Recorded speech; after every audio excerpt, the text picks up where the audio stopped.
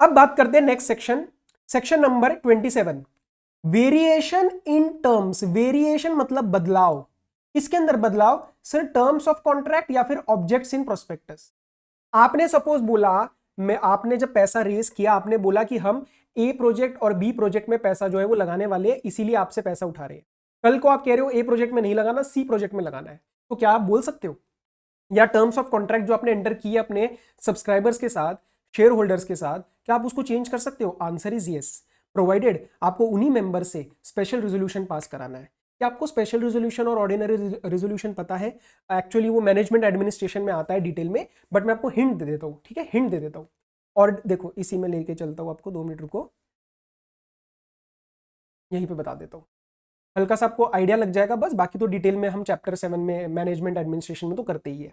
देखो मेंबर्स के ना 2 प्रकार के रिजोल्यूशन होते हैं, ऑर्डिनरी रिजोल्यूशन और स्पेशल रिजोल्यूशन। ऑर्डिनरी रिजोल्यूशन जो होता है उसके अंदर आपको सिंपल मेजोरिटी चाहिए होती है, मतलब मोर देन 50%, ठीक है, मोर देन 50% की मेजोरिटी चाहिए होती है।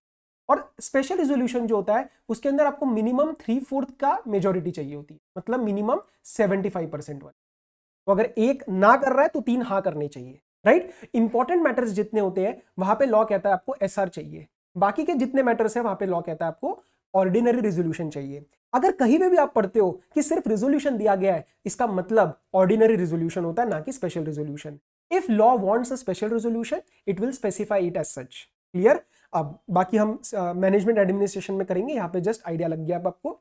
अच्छा, तो सर पहला तो सवाल ये उठता है कि is it allowed or not? Can a company vary terms or its objects? If yes, how? Company कर सकती है एसआर के through. So a company shall not at any time vary the terms of contract which are referred in prospectus or objects for which the prospectus was issued except, मतलब पहले मना कर दिया फिर बोल दिया अगर करना है तो आपको ये करना पड़ेगा, तो except subject to. Subject to मतलब आपको ये चीजें कंप्लाई करनी पड़ेंगी। क्या? आप अप्रूवल लो और अथॉरिटी लो, किससे? मेंबर से। So by the company in general meeting, और कैसे? Special resolution. तो जब तक मेंबर्स उस चीज को अप्रूव नहीं करते आप चेंजेस नहीं कर सकते, वेरी नहीं कर सकते। क्या ये बात क्लियर है? हाँ सर, आगे बढ़ो। फर्स्ट प्रोविजन ने आके बोला कि आपको ना कुछ जस्टिफिकेशन भी देना पड़ेगा और उसका डिस्क्लोजर देना पड़ेगा न्यूज़पेपर में। So the prescribe details of notice of such resolution to shareholders. Such resolution क्या है ये? अरे भाई ये ऊपर वाला ना जो एसआर की बात करी है, तो एसआर के लिए जब आप नोटिस इशू करोगे उस नोटिस को आपको पब्लिश करना है न्यूज़पेपर में, 1 in English and 1 in vernacular. Sir vernacular language मतलब जो उस जगह की लोकल लैंग्वेज है। जैसे अगर फॉर एग्जांपल रजिस्टर्ड ऑफिस अगर पुणे में है तो मराठी लैंग्वेज में जो है आपको एक नोटिस देनी पड़ेगी, एंड प्लस एक इंग्लिश में तो देनी ही देनी है, आप हर जगह पढ़ोगे ये वाली चीज। क्लियर? अच्छा ये न्यूज़पेपर कहाँ का? रजिस्टर्ड ऑफिस में, जहां पे उस डिस्ट्रिक्ट में उस सिटी में सर्कुलेट हो रहा हो, पढ़ो। So this disclosure shall be in those newspapers in the city where the registered office of the company is situated, indicating clearly the justification for variation। तो आपके 2 सवाल यहां पे आने चाहिए कि ये कहां डिस्क्लोज करना है और क्या डिस्क्लोज करना है। तो जिस सिटी में रजिस्टर्ड ऑफिस है, रजिस्टर्ड ऑफिस क्या होता है? जो कंपनी का रजिस्टर्ड ऑफिस आरओसी के साथ रजिस्टर्ड है। आप एमसीए पे चेक कर सकते हो ये ऑफिस, ठीक है। अगेन प्रैक्टिकल वाले बैच पे मैं सारी चीजें दिखाता हूं। सो रजिस्टर्ड ऑफिस जहां पे भी आपका होगा उस सिटी में आपको ये न्यूज़पेपर में जो है वो ऐड देनी है। एंड सेकेंडली आपको मेनली बताना है कि why you are varying the terms of contract और why you are varying the objects and उसका जस्टिफिकेशन। क्लियर? सेकेंड प्रोविजो ने कुछ क्लैरिफिकेशन दिया that there is a total prohibition for some uses. आप अपना वेरी कर लो, कोई दिक्कत नहीं है, लेकिन इन कामों के लिए वेरी नहीं कर सकते। ये काम तो कतई अलाउड ही नहीं है, नॉट एट ऑल, प्रोहिबिटेड है। क्या? पढ़ो। सच कंपनी मतलब जो वेरी कर रही है shall not use any amount raised by through prospectus for buying, trading or otherwise dealing in equity shares of listed companies। 2-3 बातें ध्यान रखने वाली क्या क्या आ रही है। इन्होंने पहले बोला बाइंग, फिर बोला ट्रेडिंग। अरे तो ट्रेडिंग में बाय और सेल दोनों ही आ जाता है ना, ट्रेडिंग में बाय और सेल दोनों ही आ जाता। और इन्होंने ना उस चीज को देखो, लीगली ना लूप होल्स निकलते बहुत सारे, तो उसको प्लग करने के लिए, उसको क्लोज करने के लिए लॉ ने आगे एक और चीज लिख दी, और अदरवाइज डीलिंग। तो इससे बेसिकली उसने क्या इंश्योर किया? Wide coverage. तो उन्होंने बोला आप equity shares of any other listed company को ना बाय कर सकते हो, ना सेल कर सकते हो, ना ट्रेड कर सकते हो, ना डील कर सकते हो। सिर्फ इक्विटी शेयर्स के ऊपर रेस्ट्रिक्शन है, सिर्फ इक्विटी शेयर्स के ऊपर रेस्ट्रिक्शन है, डिबेंचर के ऊपर नहीं है, प्रेफरेंस शेयर के ऊपर नहीं है, बॉन्ड्स के ऊपर नहीं है। क्लियर? और किसके equity shares? Of any other listed company. अगर अनलिस्टेड हुआ तो चलेगा, दौड़ेगा, कोई दिक्कत नहीं है, लॉ आपको कुछ नहीं कहेगा। तो एक एक चीज का इंपॉर्टेंस बनता है जब आप चीजें समझ रहे हो। क्लियर है? अच्छा, सब सेक्शन 2। अब ये बच्चा बहुत गुस्से में है, ये बंदा बहुत गुस्से में है, इधर इधर इधर। क्यों गुस्सा हो रहा है? कह रहा है sir we do not agree to variations, we do not agree to the variations you are proposing in the terms of contract और ऑब्जेक्ट्स। मैंने कहा ठीक है, गुस्सा क्यों हो रहा है, तेरे को पैसे दे देता हूं, तू निकल ले, एग्जिट ऑफर दिलवा देते हैं। सब सेक्शन 2 ने कहा ठीक है भाई, दे देते हैं, कोई इशू नहीं। So the dissenting shareholder, dissenting मतलब who are not agreeing to the proposal to vary, they shall be given an exit offer. उसको टाटा बाय बाय करेंगे, उसकी एक फेयरवेल पार्टी रखवाएंगे, और ये फेयरवेल पार्टी माने की एग्जिट ऑफर कौन रखवाएगा? प्रोमोटर्स या फिर controlling share holders. Controlling share holders को अलग से आपको डिफाइन करने की जरूरत नहीं है, मतलब जिनका कंट्रोल है मोटा मोटा मोर देन 50%। ठीक है, तो ये as it is term learn करो। ये लोग इनको एग्जिट ऑफर देंगे at such exit price in such manner and conditions as may be specified by SEBI. SEBI के रेगुलेशन है उसके ऊपर कि वो मतलब ऐसा नहीं बोल सकते ना कि 100 रुपए का प्राइस है और 10 रुपए ले लो और निकल लो, नहीं, सेबी रेगुलेशंस का उसमें ध्यान रखना पड़ेगा। अच्छा, रूल नंबर 7, आपको पता है बेसिक तरीके से कि हम एसआर जो होता है या जो जनरल मीटिंग्स होती है उसमें जो रिजोल्यूशंस होते हैं वो हम पोस्टल बैलेट के थ्रू भी रखवा सकते हैं। ठीक है, सो एसआर आपको इस केस में जो है वो पोस्टल बैलेट के थ्रू ही पास कराना है, और उस केस में कुछ आपको डिटेल्स देने हैं नोटिस के अंदर। So the special resolution needs to be pass through postal ballot. Proper general meeting इसमें नहीं रखवाने का कह रहे हैं, वो कह रहा है पोस्टल बैलेट से काम करवाना इसके अंदर। Again this is to be dealt with in management administration chapter, उसमें बहुत डिटेल में आएगा। अभी जस्ट आपको एक ब्रीफ आइडिया लगना चाहिए कि पोस्टल बैलेट में एक्चुअल में मीटिंग की जगह बैलेट पेपर्स डिस्ट्रीब्यूट किए जाते हैं या फिर इलेक्ट्रॉनिक मीन्स का यूज होता है। अगेन मैं आपको बता दूंगा उस चैप्टर में, बट अभी इतना समझ लो कि आपको ये वाला जो स्पेशल रिजोल्यूशन है ये आपको पोस्टल बैलेट से पास करना है, ये आपको पोस्टल बैलेट से पास करना है। Clear? Okay, so and the notice of that particular SR shall contain particulars of everything, कि आप जो वेरिएशन लाना चाह रहे हो, आप जो टर्म्स ऑफ कॉन्ट्रैक्ट चेंज करना चाह रहे हो उसकी सारी डिटेल्स दे दो। Example, what is the original purpose और object of the issue, what is the total money raised, how much money was utilized for the objects that you originally stated in the prospectus, how much you have achieved that। let's say आपने 100 रुपए बोला था कि मैं ए project में लगाऊंगा, तो क्या मैंने 50 रुपए 60 रुपए कुछ लगाए, अगर लगाए तो बताओ, और फिर बचा हुआ 40 आप कहां लगाना चाहते हो, ये सारी डिटेल्स आपको देनी है। एक बार आपको टाइम मिले तो इसको रीड कर लेना, पेज नंबर 3.21 ICI SM से। पूरा रट्टा मारने की जरूरत नहीं है, इसीलिए बुक में आपको नहीं दिया गया है। क्लियर? उसकी बस एक लिस्ट है, एक बार रीड कर लेना। अच्छा, जो आप एडवर्टीजमेंट देने वाले हो, ऊपर पढ़ा ना न्यूज़पेपर में एडवर्टीजमेंट देने वाले हो, ये एडवर्टीजमेंट का फॉर्म क्या है? Form PAS1, and such advertisement shall be published simultaneously with dispatch of postal ballot notices to the shareholders. तो आपको वो जो एडवर्टीजमेंट देनी है वो PAS1, prospectus and allotment of securities, PAS1 में देनी है। कब देनी है? जिस दिन आपको आपकी पोस्टल बैलेट की नोटिस जाएगी ना मेंबर्स को, उसी दिन आपका न्यूज़पेपर में ऐड चला जाना चाहिए। क्लियर? एंड आपकी जो वेबसाइट है उसके ऊपर भी ये नोटिस लगाना है। अब सर ये क्या लिखा है? इफ एनी, ये इफ एनी क्या लिखा है? अरे भैया, is it mandatory for a company to have website? Answer is no. आज के इसमें लिस्टेड कंपनीज को मैंडेटरी है क्योंकि सेबी बोलता है अपने रेगुलेशंस के द्वारा, लेकिन नॉर्मल कंपनी में choose not to have a website. In fact let me tell you something more, एक कंपनी का कॉमन सील होना भी जरूरी नहीं है। ठीक है, अगेन ये बैच में हम इंट्रो में बात करते हैं सारी, यहां पे मैं आपको जस्ट हिंट्स दे रहा हूं कि क्या क्या एक्स्ट्रा बातें जो है आपको ध्यान रखनी है, कि इफ एनी ऐसे रट के नहीं आना है। इफ एनी लिखा है, समझो कि कंपनी की वेबसाइट होना जरूरी नहीं है लॉ के हिसाब से। तो अगर आपकी वेबसाइट है तो उसके ऊपर नोटिस को लगा देना, नहीं तो छोड़ देना, ये आपके ऊपर नहीं लगेगा। आगे बढ़े। हाँ sir, securities to be dealt with in stock exchanges. अब देखो इसके अंदर क्या हो रहा है, आपको पब्लिक ऑफर दे रहे हो, आप पब्लिक ऑफर दे रहे हो, मैंने आपको क्या बताया, आज के इसमें डीमटेरियलाइजेशन जरूरी है। अब वो जो आपके शेयर्स है, आपके जो शेयर्स है, रिलायंस का मैंने एग्जांपल लिया था, वो शेयर्स कहां डील होंगे? सर स्टॉक एक्सचेंज में होंगे ना। आज के इसमें मेजर स्टॉक एक्सचेंज कौन से हैं? NSE BSE। ठीक है सर, क्या 2 ही स्टॉक एक्सचेंज है? नहीं, ये वाले मेजर है, बाकी भी स्टॉक एक्सचेंज है, रीजनल भी है। सो आप जब रिलायंस चाहती है कि पब्लिक ऑफर दे, तो ऑब्वियसली रिलायंस के शेयर्स पहले NSE BSE पे लिस्ट होने चाहिए। क्लियर है? तो रिलायंस को एनएससी बीएससी को एप्लीकेशन फाइल करनी पड़ती है और ये चीज अप्रूव करवानी पड़ती है कि भैया मेरे शेयर्स आपके प्लेटफॉर्म पे डील होने वाले हैं। ओके, सो पढ़ो, securities to be dealt with in stock exchanges, prerequisite for public offer. Prerequisite मतलब अगर आपको पब्लिक ऑफर देना है तो आपको यह काम करना पड़ेगा। क्या? कंपनी जो पब्लिक ऑफर दे रही है, in my example it was Reliance, ठीक है सर, ये प्राइवेट कंपनी हो सकती है क्या? रोको वीडियो और टाइप करो यूट्यूब के अंदर, बताओ मुझे ऑनेस्टली बताना, क्या ये एक प्राइवेट कंपनी हो सकती है? अरे सर कैसी कैसी बात कर रहे हो, प्राइवेट कंपनी तो पब्लिक ऑफर कर ही नहीं सकती, तो फिर ये सेक्शन उसके ऊपर कैसे लगेगा? वो क्यों स्टॉक एक्सचेंज के पास जाएगी? Clear? So a company which is making a public offer has to make an application and obtain permission for the securities to be dealt with in stock exchange. जरूरी है एक ही stock exchange? No, it can be 1 2 3, so 1 और मोर recognised stock exchange के पास उसको application file करनी है। Point to be noted, two important parts. First is making an application and second obtaining permission.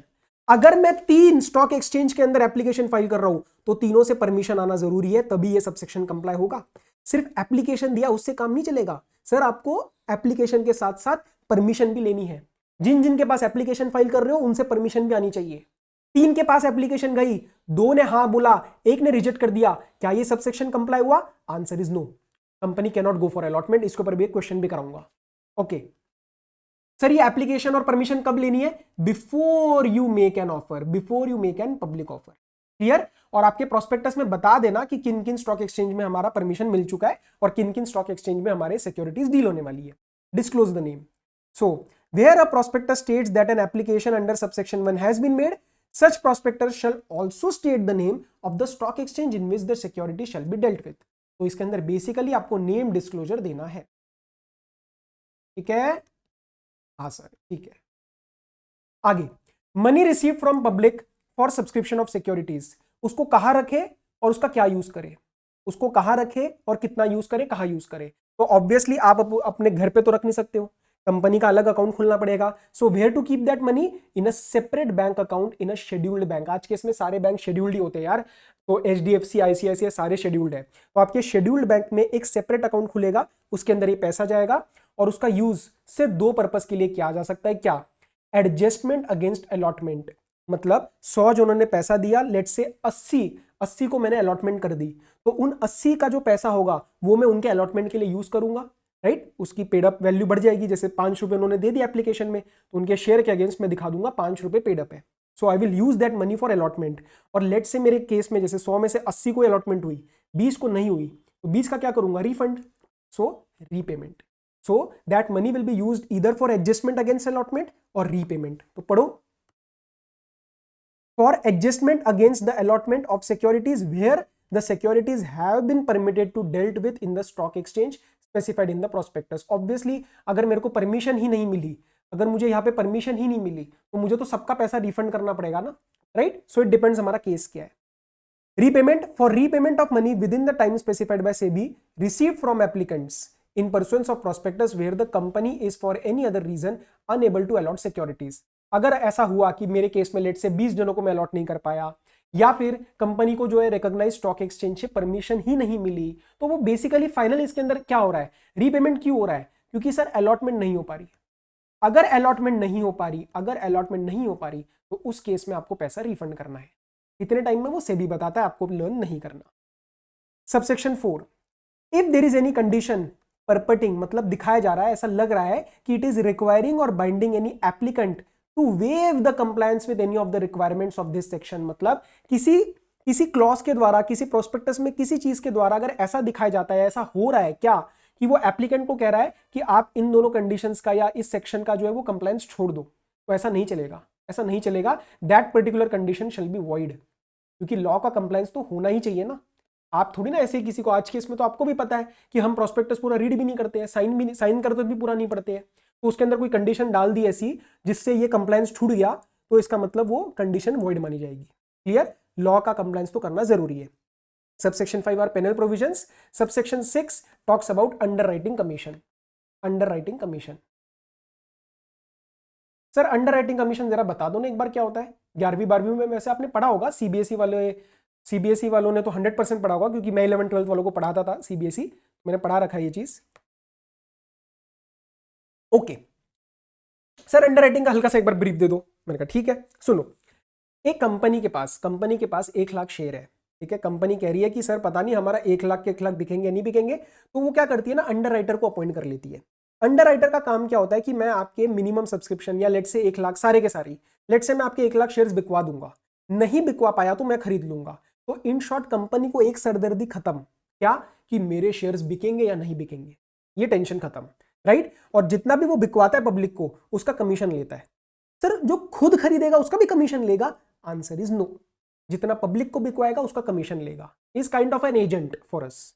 Clear? So पढ़ो, a company may pay commission to any person. उस person का नाम क्या है? अंडरराइटर। सर क्यों पे कर रही है commission? In connection with the subscription to its securities, but this is subject to rule number 13। पढ़ो रूल नंबर 13। सबसे पहली बात, ये जो कमीशन है it should B authorised by the companies articles of association. और अगर आर्टिकल्स में कुछ भी बात नहीं लिखी तो आपको आर्टिकल्स को जो है वो अमेंड करना पड़ेगा। याद है आर्टिकल्स का अमेंडमेंट कैसे होता है? Yes sir, under section number 14 आपको एसआर पास करना पड़ता है। क्लियर? आगे, source of funds. Source of funds किस चीज का फंड्स? जो आप कमीशन की तरह पे करने वाले हो। मतलब आप कमीशन का जो पेमेंट है वो किससे कर रहे हो? You can use the proceeds of the issue, you can use the proceeds of the issue for which he is appointed, or you can use the profit of the company, or you can use both, और you can use both। कोई दिक्कत नहीं है, तीनों allowed है, काफी खुली छूट दे दी। अब वेरी वेरी इंपॉर्टेंट, इसमें से क्वेश्चन आते हैं, ध्यान दे। The rate of commission paid और एग्रीड टू बी पेड। आप पे कर रहे हो या फिर अभी सिर्फ एग्रीमेंट एंटर कर रहे हो, उसका रेट के ऊपर रेस्ट्रिक्शन है। क्या है? शेयर्स के ऊपर 5% ऑफ इशू प्राइस और articles prescribe rate which ever is lower. Similarly debentures के ऊपर 2.5% ऑफ इशू प्राइस और articles prescribe rate which ever is lower. मतलब मैं एक तरीके से कह सकता हूं कि लॉ आपके ऊपर दो रेट लगा रहा है, शेयर के ऊपर 5% और डिबेंचर्स के ऊपर 2.5%। लेकिन दोनों में वो एक चीज कह देता है कि भैया अगर आपकी कंपनी के खुद के आर्टिकल्स इससे लोअर रेट बोलते हैं तो आपको आर्टिकल्स का जो है वो रिस्पेक्ट करनी पड़ेगी। सो इसलिए हम बोल देते हैं विच एवर इज लोअर। तो पढ़ो, इन case of shares 5% of the issue price or a rate authorized by articles whichever is less, and in case of debentures 2.5% of issue price or as specified by the articles whichever is less। तो आपको बस paper में एक चीज का ध्यान देखना है कि सर मेरे शेयर्स की बात हो रही है या डिबेंचर्स की बात हो रही है। क्लियर? 5 और 2.5% प्रोवाइडेड आर्टिकल्स डू नॉट से एनी लोअर रेट, क्योंकि हम आर्टिकल से आगे नहीं जा सकते, लॉ आर्टिकल से आगे नहीं जा सकता। सर अगर लॉ आर्टिकल्स ने 8% बोल दिया तो फिर 5 और 2.5 लग जाएंगे ना, क्योंकि अपने को लोअर देखना है, अपने को लोअर देखना है। क्लियर है? आगे बढ़ू? हाँ सर, प्रोस्पेक्टस में 3 चीजें डिस्क्लोज करनी है। अंडरराइटर का नाम, उसको रेट कितना पे कर रहे हो और उसका अमाउंट कितना कमीशन बन रहा है, मतलब rate and amount, and number of securities जो कि अंडर रिटन है या सब्सक्राइब्ड है बाय दैट अंडरराइटर एब्सोल्युटली और कंडीशनली। मतलब बेसिकली डिटेल, कौन है, रेट क्या है, अमाउंट कितना है और कितनी सिक्योरिटीज ले रहा है। बस ये 3 चीजें आपको बतानी है इन योर प्रोस्पेक्टस। एक चीज का ध्यान देना, अगर पब्लिक के पास सिक्योरिटीज नहीं जा रही तो उन सिक्योरिटीज के ऊपर मैं रेट कमीशन जो है वो उसको नहीं दूंगा। ठीक है? So there shall not be paid any commission to any underwriter on those securities which are not offered to public for subscription. अगर पब्लिक के पास ऑफर किया जा रहा है और वो बिकवा रहा है तो मैं उसको कमीशन दूंगा सर, वरना नहीं दूंगा। ऑब्वियस सी बात है ना, उसका काम ही वो है कि वो पब्लिक को बिकवा रहा है, तो पब्लिक को अगर जा ही नहीं रहा तो मैं उसको कमीशन क्यों दूं। Clear? Okay, now copy of contract to ROC. Copy of contract to ROC, आपका और आपके अंडरराइटर का एक कॉन्ट्रैक्ट बना होगा। आपका और आपके अंडरराइटर का यहां पे एक कॉन्ट्रैक्ट बना होगा। ये कॉन्ट्रैक्ट ना आपको आरओसी को भी जमा करना है, ये कॉन्ट्रैक्ट आपको आरओसी को भी जमा करना है, right. So copy of the contract for payment of commission should be delivered to the ROC when at the time of delivery of prospectus for registration.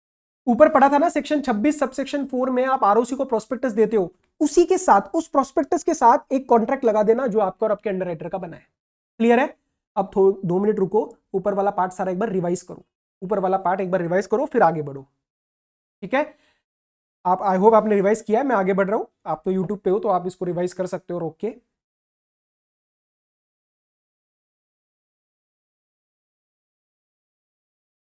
अच्छा, एक ये बात कर रहे हैं हम, securities to be dealt with in the stock exchange, इसके अंदर अंडरराइटिंग कमीशन के क्वेश्चन आते हैं, तो ध्यान से, Unique Builders Limited decides to pay 2.5% of the value of debentures as underwriting commission to the underwriters, but the articles of the company authorize 2%. वो कह रहे हैं कि डिबेंचर्स के ऊपर कंपनी का मन देने का 2.5%। क्या लॉ 2.5% कहता है? हाँ, लॉ ने भी लिमिट वही लगाई है, रूल में पढ़ा था। और वो कह रहा है कि आर्टिकल्स जो है ना वो 2% कह रहे हैं। तो मुझे बताओ इस केस में मैं कितना मैक्सिमम पे कर सकता हूं? Answer is 2%। क्यों? क्योंकि हमने पढ़ा था विच एवर इज लेस। तो इसके अंदर आर्टिकल 2% कह रहे हैं, तो आप आर्टिकल्स के हिसाब से चलोगे। अगर आर्टिकल्स 5 कहते तो सर फिर 2.5% लग जाता। क्लियर है? एंड नेक्स्ट वो पूछ रहा है, the company further decides to pay the underwriting commission in form of flats, is it allowed? Answer is absolutely yes. Law सिर्फ आपको कहता है कि आप कितना कमीशन पे कर सकते हो। रूल और लॉ आपको ये नहीं कहता, ये नहीं बताता कि कैसे पे करना है, राइट? तो कैन कंपनी पे the commission in form of flats? Answer is yes. The act restricts source of funds. Basically act में आपके क्या पढ़ा हमने कि आप कितना पे कर सकते हो, उसका सोर्स क्या होना चाहिए। सोर्स क्या पढ़ा था? प्रॉफिट ऑफ द कंपनी और इशू प्रोसीड्स और बोथ। क्लियर? भूल गए क्या आप? दिखाऊं आपको, ये पढ़ो। सोर्स ऑफ फंड्स क्या है? इशू प्रोसीड्स, प्रॉफिट और बोथ। लेकिन लॉ ने इसके अंदर ये नहीं बोला कि आप कैश में पे करो, आप कैसे भी पे करो। आप उनको गाड़ी देनी है गाड़ी दो, फ्लैट देना है फ्लैट दो, कोठी बंगला देना है कुछ भी दो, हमें क्या फर्क पड़ता है। Clear? So act restricts the source of funds but not the mode of payment, so it is allowed. Okay, now let's talk about section number 39, allotment of securities by company. Company को अगर देखो, अभी क्या हुआ था? Offer हुआ था। अभी क्या हुआ था? अभी तक क्या चल रहा था चैप्टर में? आपने ऑफर किया, लोगों ने अप्लाई किया, पैसा आया। अब एक्चुअल में अलॉटमेंट करूं या ना करूं, इसके ऊपर सेक्शन 39 आता है, उसके लिए कुछ कंडीशंस आती है। क्लियर? तो ऊपर अभी तक हमने क्या पढ़ा? Application, offer, public offer plus application. लेकिन अब बात कर रहे हैं हम अलॉटमेंट स्टेज की। अब क्या बात कर रहे हैं हम? अलॉटमेंट स्टेज की। There are conditions for allotment of securities which are offered to public for subscription. अभी सर हम सारी बात क्या पढ़ रहे हैं? पब्लिक ऑफर की बात कर रहे हैं। सर याद है आपको चैप्टर के स्टार्ट में मैंने बताया था, एक पब्लिक ऑफर होता है और एक प्राइवेट प्लेसमेंट होता है। प्राइवेट प्लेसमेंट आता है सेक्शन नंबर 42 में, जो अभी आने वाला है। अभी हम क्या बात कर रहे हैं? पब्लिक ऑफर की। So no allotment unless two conditions are complied. First, the amount stated in the prospectus as the minimum amount has been subscribed. मतलब लेट से आपका 100 रुपए का इशू है, तो आपको मिनिमम 90 रुपए मिलना चाहिए, मिनिमम 90 सब्सक्राइब होना चाहिए। अगर नहीं हुआ, अगर मिनिमम सब्सक्राइब नहीं हुआ, तो आपको वो जितना आया ना 70 80 जो भी आया 90 से कम, वो भी वापस करना पड़ेगा, वो भी वापस करना पड़ेगा। ये चीज मैं आपको बता दूं। मिनिमम सब्सक्रिप्शन से भी कहता है 90%, बट आपको एज सच मटेरियल में कहीं पे भी कोटेड नहीं है ये परसेंटेज। क्लियर? तो आपको बुक में दिया जाएगा, आपको क्वेश्चन में दिया जाएगा कि मिनिमम अमाउंट आया या नहीं आया। आपको कोई परसेंटेज लगा के चेक करने की जरूरत नहीं पड़ेगी। क्लियर है? तो मिनिमम, इसको कहते हैं मिनिमम सब्सक्रिप्शन। प्यार से लिखते हैं, लिखा हुआ है वैसे तो, बट एक साथ लिख लो, इसको कहते हैं मिनिमम सब्सक्रिप्शन। ओके? तो आपको मिनिमम सब्सक्रिप्शन आना चाहिए। And second condition, the sums payable on application for the amount so stated मतलब कौन सा? Minimum subscription has been paid and has been received by the company by check or other instrument। मतलब 100 में से example 90 रुपए का minimum subscription था, 100 में से मिनिमम 90 रुपए का मिनिमम सब्सक्रिप्शन था। उस मिनिमम सब्सक्रिप्शन 90 में से उसका जो एप्लीकेशन अमाउंट है, जो कि होता है मिनिमम 5%, मिनिमम 5%, तो उस 90 का मिनिमम 5% नीचे दिया हुआ है, 2 मिनट सुन लो। उस 90 का 5% जो है वो उन्होंने पे करा होना चाहिए और आपके पास रिसीव होना चाहिए। उन्होंने पे करा होना चाहिए, आपके पास रिसीव। सर जैसे फॉर एग्जांपल मैंने एनईएफटी किया, लेट से 2 घंटे का गैप आ गया या आरटीजीएस में गैप आ गया, तो उसमें गैप बनेगा when the person is paying and the person is receiving. तो एक एक शब्द का इंपॉर्टेंस है लॉ में। क्लियर? तो वो जो अमाउंट स्टेटेड है मिनिमम सब्सक्रिप्शन, उस मिनिमम सब्सक्रिप्शन का जो एप्लीकेशन अमाउंट है वो लोगों ने पे किया और आपने रिसीव किया। कैसे भी पे किया हो, चेक से पे किया हो, हमें कोई फर्क नहीं पड़ता। राइट? अब इस बच्चे के दिमाग में डाउट, ये आप ही तो हो। आपने कहा सर ये मिनिमम अमाउंट ये क्या है? Minimum amount to be received at application. अरे अभी तो बताया 5%। तो अगर 100 रुपए का शेयर है तो 100 का 5%, 5 रुपए आपको एप्लीकेशन में जमा करवाना ही पड़ेगा। आप 10 ले लो, आप 12 ले लो, कोई बात नहीं, लेकिन आप 4 नहीं ले सकते, आप 3 नहीं ले सकते, आप 5 से कम नहीं ले सकते। Clear? So it shall B not less than 5% of the nominal amount of security. Nominal बोले तो सरफेस वैल्यू, इतना तो हमें पता है, इतना तो पता है सर हमें, क्या बात कर रहे हो आप? ओके कोई बात नहीं, मैं जस्ट रिपीट कर रहा हूं, आई नो आपको पता है ये बातें, ठीक है। सो फेस वैल्यू का जो है वो आपको 5% रिसीव करना है, और एनी अदर प्रिस्क्राइब परसेंटेज जो सेबी बताएगा, जो आपको लर्न नहीं करना, क्योंकि है नहीं हमारे कोर्स में कोई ऐसा पार्ट, ठीक है। सेबी ने बता दिया तो कर लेंगे उसको। अच्छा, मिनिमम सब्सक्रिप्शन, और उस मिनिमम सब्सक्रिप्शन का मिनिमम एप्लीकेशन अमाउंट, ये कितने टाइम में रिसीव करना है? 30 दिन में। अगर नहीं किया तो आपको रिटर्न करना है पैसा, बस ये बात लिखी है, ठीक है। तो 30 दिन में नहीं आया, 30 दिन कब से गिनना है? Date of issue of prospectus और any other period specified by SEBI. तो बस इसको एज इट इज लर्न करो, ये एज सच पीरियड आपको कुछ नहीं लर्न करना, ये आपके लिए मेन है, date of issue of prospectus. Clear? तो अगर नहीं आया 30 दिन में तो पैसा रिटर्न कर लेना। सर कितने टाइम में रिटर्न करे और कैसे रिटर्न करे, वो रूल नंबर 11 बताता है, वो रूल नंबर 11 बताता है। तो पढ़ो, मनी रीपेमेंट, आपको जो है वो पैसा रीपे करना है within 15 days from the closure of issue. मतलब पैसा मेरा क्लोज हुआ, मेरा ऑफर क्लोज हुआ, और आपको पता चल गया कि आपके पास जो है वो मिनिमम सब्सक्रिप्शन या फिर जो मिनिमम एप्लीकेशन है वो नहीं आ रहा। आपको पैसा कितने टाइम में आ जाना चाहिए? देखो कितने टाइम में आ रहा है और कितने टाइम में रिफंड करना पड़ रहा है, इन दोनों चीजों के अंदर बहुत प्रॉपर तरीके से जो है आपको टाइम लिमिट्स का ध्यान रखना है, ठीक है। आपको जो पैसा मिलने का टाइम है वो है 30 days from the issue of prospectus, और अगर ये पैसा नहीं आया, 30 दिन from the issue of prospectus नहीं आया, तो रिफंड कब करना है? Within 15 days from closure of issue. ये दोनों सेम डेट्स नहीं है, तो ध्यान रख लेना पेपर में, ठीक है। तो जब आपका इशू क्लोज हुआ, उस तब तक आपको आइडिया लग जाएगा, तब तक आपका आइडिया तो आपको लग जाएगा ना कि मेरा 30 दिन वाले में मुझे पैसा आया नहीं आया, क्योंकि ये तो उससे पहले से स्टार्ट हो रहा है। प्रोस्पेक्टस इशू हुआ, उसके बाद आपका ऑफर खुलेगा, उसके बाद आपका ऑफर क्लोज होएगा, तो ऑफर क्लोज होने वाली डेट तो बाद में आएगी ना, तो आपको तब तक पता चल चुका होगा कि भैया क्या मेरा इस वाले टाइम पीरियड में मेरे को ये पैसा आया नहीं आया, तो आप रिफंड कर देना। एंड अगर आपने 15 दिन में रिफंड नहीं किया, तो आपके कंपनी के जो जो डायरेक्टर्स हैं who are officers in default, they shall be jointly and severally be liable to repay that money. आपके जो कंपनी के डायरेक्टर्स हैं, सारे के सारे नहीं, जो डिफॉल्ट के अंदर है, सपोज किसी डायरेक्टर का काम ही नहीं था, ये इस डिपार्टमेंट में ही नहीं था, तो फिर उसको हम नहीं पकड़ेंगे, लेकिन जो डिफॉल्ट में है उनको बोलेंगे कि भैया आप सब जॉइंटली एंड सेवरली। मतलब जॉइंटली एंड सेवरली मतलब क्या होता है? जैसे ए और बी अगर फंस गए और 10,000 रुपए का रिफंड देना है, तो ए अकेले से भी पैसा मांगा जा सकता है और फिर ए बी से पैसा मांगेगा, ठीक है। ये 11th में भी आप पढ़ते थे पार्टनरशिप में, जॉइंटली मतलब दोनों को पैसा देना है, एंड सेवरली एक से भी पैसा उठाया जा सकता है, फिर एक वाला दूसरे को बोलेगा भैया अब हम आधा आधा शेयर करेंगे। क्लियर? तो उन डायरेक्टर्स को जो है वो पैसा वापस करना है ब्याज समेत, with interest at the rate of 15% per annum. और पैसा किस में रिपे होएगा? जहां से पैसा आया, मतलब सोर्स अकाउंट। तो मिस्टर ए के एचडीएफसी से पैसा आया और मिस्टर ए को वापस करना पड़ रहा है क्योंकि ये मेरा मिनिमम सब्सक्रिप्शन नहीं हो पाया, तो मैं उसके एचडीएफसी में ही डलवाऊंगा पैसा वापस, उसके वाइफ के आईसीआईसीआई में नहीं डलवा सकता। Clear? So money repayment needs to be in the source account from which the subscription was remitted. सारा अलॉटमेंट वगैरह आपको जब हो जाएगा, आपको एक आरओसी के साथ रिटर्न फाइल करनी है। क्यों? ताकि आरओसी को बताओ सर ये फाइनल स्टेटस है, ये मैं अलॉटमेंट कर चुका हूं। तो कंपनी को एक रिटर्न ऑफ अलॉटमेंट फाइल करनी है विद हमारे सीनियर, देखो शक्ल से पता चल रहा है आरओसी भाई साहब चश्मा लगा के बैठे हैं, तो उनके साथ जो है आपको एक रिटर्न ऑफ अलॉटमेंट फाइल करनी है। कब? When a company having share capital makes any allotment of securities. कैसे? एज पर रूल नंबर 12 जो मैं आपको बताऊंगा, ठीक है। सो ये अलॉटमेंट होने के बाद आपको फाइल करना होता है 30 डेज में, उसकी डिटेल्स अभी आ रही है रूल नंबर 12 में। सर ये ऐसा क्यों लिखा कंपनी हैविंग शेयर कैपिटल? अरे भैया ये तो तभी लगेगा ना जब company has share capital. Company का शेयर कैपिटल ही नहीं होगा तो फिर सिक्योरिटीज कहां से आएंगी, फिर अलॉटमेंट कैसे होएगा? तो बस इसीलिए यहां पे लिखा गया company having share capital. Now certain points with respect to rule number 12। आपको ये रिटर्न ऑफ अलॉटमेंट कब तक फाइल करनी है? Within 30 days of allotment file करनी है। इन फॉर्म PAS 3 फाइल करनी है, इन फॉर्म PAS 3 फाइल करनी है along with the prescribed fees. उसके साथ आपको 3 अटैचमेंट लगा के देनी है। क्या? List of allottees स्टेटिंग their name, address and occupation if any. अरे इफ एनी क्यों लिख दिया?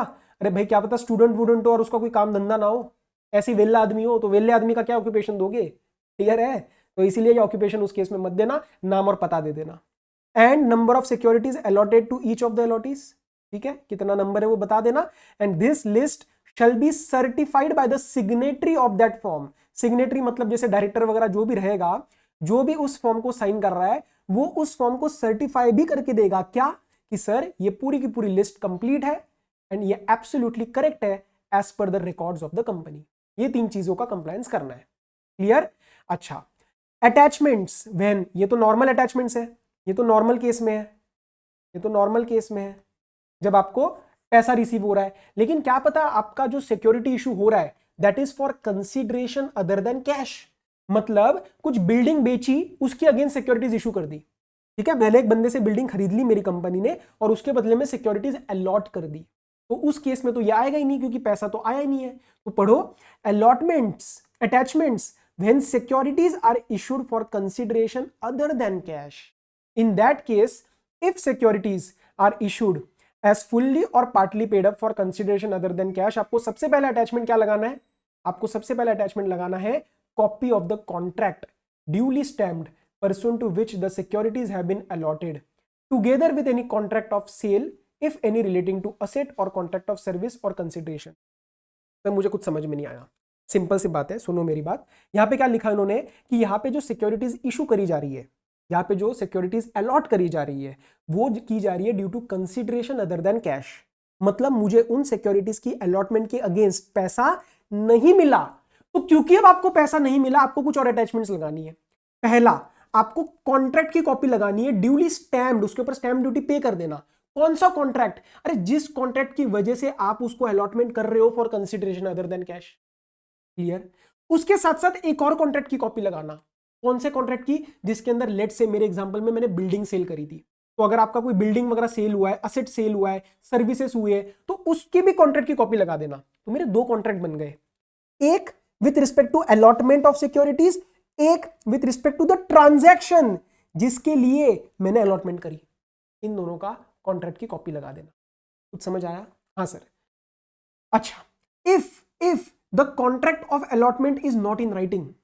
आपने बोला सर वो जो कॉन्ट्रैक्ट था ना वो तो मेरा ओरल हुआ था, मेरे पास तो वो अलॉटमेंट के रिस्पेक्ट में कोई कॉन्ट्रैक्ट इन राइटिंग नहीं है, तो फिर अब आपको उसको राइटिंग में डालना पड़ेगा, आपको सबमिट तो करना ही पड़ेगा।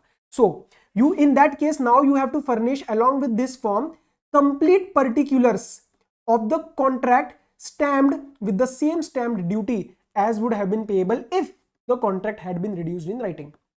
तो अब आपको उसको राइटिंग में डालना पड़ेगा, और जैसा एक नॉर्मल कॉन्ट्रैक्ट बनता है, स्टैम्प ड्यूटी भी पे करनी पड़ती है, तो वो सारा कुछ अब आपको इसके अंदर करना पड़ेगा। And those particular shall be deemed to be an instrument with in the meaning of Indian stamp act. तो हम उसको भी सेम दर्जा दे देंगे, सेम स्टेटस दे देंगे जो इंडियन स्टैम्प एक्ट में हम नॉर्मल कॉन्ट्रैक्ट को दे रहे थे। Clear? Plus the registrar may as a condition of filing the particulars require that the stamp duty payable thereon shall be adjudicated under 31 of section 31 of Indian Stamp Act। ये section ना learn करो तब भी चल जाएगा। ये सिर्फ इतना चीज कह रहा है कि क्योंकि सर आपने नॉर्मल कॉन्ट्रैक्ट नहीं बनाया, आपने नॉर्मल कॉन्ट्रैक्ट नहीं बनाया, आपने स्टैम्प ड्यूटी नहीं पे करी, इसीलिए अब हम चाह रहे हैं कि आपकी जितनी डिटेल्स है ओरल कॉन्ट्रैक्ट की वो आप रिटर्न में दो। अब रिटर्न में देने के बाद क्या मुझे उसके ऊपर स्टैम्प ड्यूटी भी पे करनी है, जो मुझे नॉर्मल कॉन्ट्रैक्ट की तरह पे करनी पड़ती होगी, पड़ी होगी अगर मैं करता तो वो आरओसी के हाथ में है, वो आपको बोलता या नहीं बोलता। आरओसी बोलेगा तो स्टैम्प ड्यूटी पे करना पड़ेगा, नहीं बोलेगा तो आपकी स्टैम्प ड्यूटी बच जाएगी। क्लियर है बात? एक चीज का ध्यान, यहां पे बोनस सिक्योरिटीज जो बोनस शेयर से वो इंक्लूडेड नहीं है। क्यों? क्योंकि सर बोनस शेयर्स में एक्चुअल में तो कुछ होता ही नहीं है ना, रिजर्व्स कम करके हम शेयर होल्डर्स को शेयर बढ़ा देते हैं, तो that is actually not a consideration other than cash, right? Allotment हो रही है but it is not actually a consideration other than cash. So bonus shares अगर आते हैं तो आपको ये कंप्लायंस नहीं करना। अपार्ट फ्रॉम दैट, आप ये जो कॉन्ट्रैक्ट लगा रहे हो ना ऊपर, उसमें आपके जो असेट्स वगैरह है उसकी वैल्यूएशन वगैरह भी करानी पड़ेगी through registered valuer. So you have to submit a report of registered valuer with respect to valuation of the consideration and it shall be attached along with the contract mentioned in sub rule 3 and 4। ये जो ऊपर 3 and 4 में मैंने बोला contract है, उसके साथ साथ आपको जो है आप कितना पे कर रहे हो। असेट सेल हुआ, आप बोल रहे हो 10 लाख का हुआ इसीलिए 10 लाख के शेयर दिए जा रहे हैं, ये 10 लाख किसने बोला? ये आपको रजिस्टर्ड वैल्यूअर से एक बार सर्टिफाई कराना है। क्लियर? रजिस्टर्ड वैल्यूअर, ध्यान रखना वर्ड, सिर्फ वैल्यूअर नहीं लिख सकते आप, रजिस्टर्ड वैल्यूअर। ये किसके अंदर आता है? ये सेक्शन 247 होता है एक, ये CA फाइनल का पार्ट है, आपका पार्ट नहीं है, इसीलिए बस आप इतना समझ लो कि रजिस्टर्ड वर्ड आपको यूज करना है। नाउ सर अगर हम बोनस इशू कर रहे हैं अगर हम बोनस इशू कर रहे हैं तो आपने बोला ऊपर का कॉन्ट्रैक्ट वगैरह कुछ नहीं देना, तो हम क्या दें? आप सिंपल है, फॉर्म के साथ साथ एक कॉपी ऑफ रिजोल्यूशन लगा देना जो कंपनी ने पास किया होगा इन general meeting authorising the issue of such share. आपको कॉन्ट्रैक्ट देने की जरूरत नहीं है, आपको कॉन्ट्रैक्ट देने की जरूरत नहीं है, आप सिर्फ जनरल मीटिंग का एक रिजोल्यूशन की कॉपी लगा देना कि हम जो है ऑथराइज कर रहे हैं बोनस इशू। क्लियर? अच्छा, you also have to attach a registered valuers report in case the shares have been issued under section 62(1)(c). ये आता है, ये अगले चैप्टर्स में आएगा हमारा, in which we talk about issue of further share capital। आप existing shareholders को और शेयर्स इशू कर रहे हो, उस केस में, उस स्पेसिफिक केस में सेक्शन 62 के सबसेक्शन 1 के क्लॉज नंबर सी में आपको एक और रजिस्टर्ड वैल्यूअर की रिपोर्ट देनी पड़ती है। ठीक है, लेकिन ये तभी देनी पड़ेगी इफ दिस इशू, कौन सा इशू? सेक्शन नंबर 62 का, सेक्शन नंबर 62 का, if this issue is by a company other than a listed company. और कैसी लिस्टेड कंपनी? जिसके इक्विटी शेयर्स या कन्वर्टिबल प्रेफरेंस शेयर्स लिस्टेड है रिकॉग्नाइज्ड स्टॉक एक्सचेंज पे। तो अगर एक ऐसी कंपनी जिसके इक्विटी शेयर्स या कन्वर्टिबल प्रेफरेंस शेयर्स लिस्टेड है रिकॉग्नाइज्ड स्टॉक एक्सचेंज पे, तो उसको ये वाला रिपोर्ट देने की जरूरत नहीं है, उसको ये वाला रिपोर्ट देने की जरूरत नहीं है। क्लियर? तो रजिस्टर्ड वैल्यूअर का जो हमारा रिपोर्ट है वो दो जगह आया है, एक इस कॉन्ट्रैक्ट वाले में आया और एक स्पेसिफिक केस में आया जब मैं सेक्शन नंबर 62 की बात करूंगा। 62 के बाद आपको बेटर समझ आएगा, रिवीजन के टाइम ज्यादा समझ आएगा। क्लियर?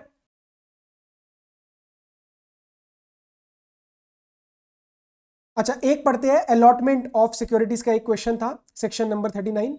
इसमें क्या पूछ रहा है? वो क्वेश्चन कह रहा है explain the various instances which make the allotment of securities as irregular allotment under the act। अरे भाई सिंपल सी बात है, वो पूछ रहा है आपसे कि आप ऐसे इंस्टेंसेस बताओ जहां पे इरेगुलर अलॉटमेंट मानी जाएगी।